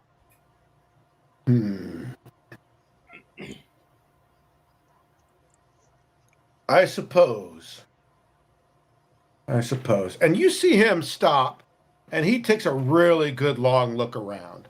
And he's not even being shy or subtle about it. He is staring down everybody and everything. Let's make a perception check for him. By the way, this is where I remind you that I rolled a 25 on my stealth earlier. I can't see. It's just off frame. 10. Yeah, the way the camera is, if it bounces back halfway up in there, it kind of can't see it, but that works. It was a 10 on the die. So, here's what happens. He kind of looks around. Sanad, he looks you over. But then kind of seems to move on. He looks around at the guards. He looks at everybody. Slake, he sees you, but doesn't seem to dwell on you very long. Elenil, his gaze looks at you for a very long time, but then slowly moves on, like he was marking you in some way, maybe memorizing you in some way. And Mr. B, he looks at you even longer, almost as if he's just daring you to step forward and say something. And then finally, after an excruciatingly long amount of time, he just steps out of the way, says, well, far be it from me to interfere with the business of the Oxen Court. Have a good day, my friends. I'm sure I'll be seeing you soon. And then he kind of steps aside and watches very closely as the cart goes. As a matter of fact, you guys can see him standing there watching you as far as you can, until you get so far away you can't see the gate anymore. Hey, Richard. Yes, sir. I will not leave anytime soon. I'll be biding my time to exit through the city gates, and I will play catch up to that cart. Right. And it's easy enough to do, and there's enough people flowing in and out of the gate at any given point in time that as long as you don't just like follow the cart directly out, you wait a minute or two and straggle out. Slake, like I don't want to say he doesn't notice you because the glaring eyes of this person seem to notice everything, but he doesn't dwell on you. But Mr. B and Eleanor, you're pretty certain he's watching. He's marking you guys as you walk through, even if you try to hide it. But he doesn't say anything and he doesn't do anything. Okay. And the cart slowly makes its way out of view. And I should probably turn my camera back around because I'm talking the whole time while the dice is just sitting there. There is there's a lot to keep track of here. I have a new respect for live streamers after doing it for a while. It's kind of crazy. But you guys do. You make your way out of town, slowly getting further and further away. Long story short, most of that, because not much actually happens. Switch the map over here just a little bit. I've got the map that shows the surrounding area. So essentially, you guys come out of Ardisport. Now, 20 miles is somewhere in that kind of pretend there's an arc around there. So you're heading down through South Shire and what they just simply call the South Road, heading towards about right here. You guys, hey, look, here's Lake Teeterdan down here, and the Teeter River, which has made appearances for us before. I heard there's trouble in Teeterdam these days. There is trouble in Teeterdam. So you guys make your way. There's just a little roadside inn. It's nothing fancy, but the oxen need to have a little break here anyway. They need water. They need food. They're going to have to stay for the night before they can make their journey wherever they're going to go from here. And as he pulls up, and there's a couple of people there who help with the cart, so on and so forth. The oxen court have a deal with all these folks, so they don't even have to exchange coin right away. That's being done. Everything seems to be pretty easy. Like you guys were even nervous about it, but I'm assuming you guys are keeping your eyes peeled, looking for everything. Yeah, sure. Anything in particular you want to be doing, or? Well, if we're in exploratory actions, I think I would be doing the scout action. Isn't that the one that helps you with perception checks? I believe so. Or initiative? Yep. Okay. But also, I'll tell you one other aspect is the question is, are we being covertly followed by that Inquisitor? Long story short, that we'll say you guys were making perception checks. Maybe every once in a while, one of you would fall back a little ways. You don't believe so. You don't believe he left the town. Would that be like outside of his parameter of authority? No. I mean, they don't. Not much goes on out in the shires. It's kind of they're like rural farming communities, so to speak of. But technically, like I said, everything within 20 miles is part of the city-state within their jurisdiction. The shires do. I mean, each one of them have a representative on each council. So where you guys are is at the border. Technically, past that, he wouldn't have jurisdiction. But even that, even down that far, an Inquisitor shows up, nobody's going to mess with him because there are no other nations right around here. Even if you go further south, down here around the Teeterdan area. Why is the map not there? There's the map. Even if you head down over in here, Teeterdan's the largest city down below here, but even they're not going to mess with Ardisport or an Inquisitor showing up. They make too much money. How much money? Yeah, a lot of money flows that direction, and why would they mess with that? So it's really not out of his jurisdiction, but you're pretty certain he didn't follow you. Man, if they make that much money, we're in the wrong career. We should just go legit and be Inquisitors. That's good work if you can get it. And what I meant was like Teeterdan makes a lot of money selling stuff to Ardisport. Oh, you know what I mean? Like they're not going to mess with Ardisport. They're the big, the big town around it. Too much just commercial, and economic power, so to speak. So, yeah, you're there. You're looking around. You're keeping an eye on everything. Obviously, a little nervous about it. And that's when you hear a voice. Got suspiciously close to all four of you. Yeah. Thanks for bringing my stuff. I hear we're shaking things up a bit in town. You guys game for a little more? And you turn around, and standing suspiciously close to all of you is a halfling. Oh, weird. Huh. The Interesting. halfling. Well, if you guys want to know who this halfling is, you're going to have to tune in next time on the Adventurer's Vault, The Shadows of Ardisport, which, by the way, is going to be September 11th. Don't know that wasn't planned. That just happens to be Sunday 2 weeks from now. So feel free to tune in, check it out, and see who this mover and shaker is for a halfling. And maybe we'll find out a little bit of what's been going on and who's really been hiring you guys the entire time. But thanks, everybody, for tuning in. We appreciate it. Once again, we are the Adventurer's Vault. Woohoo! Bye. Bye-bye.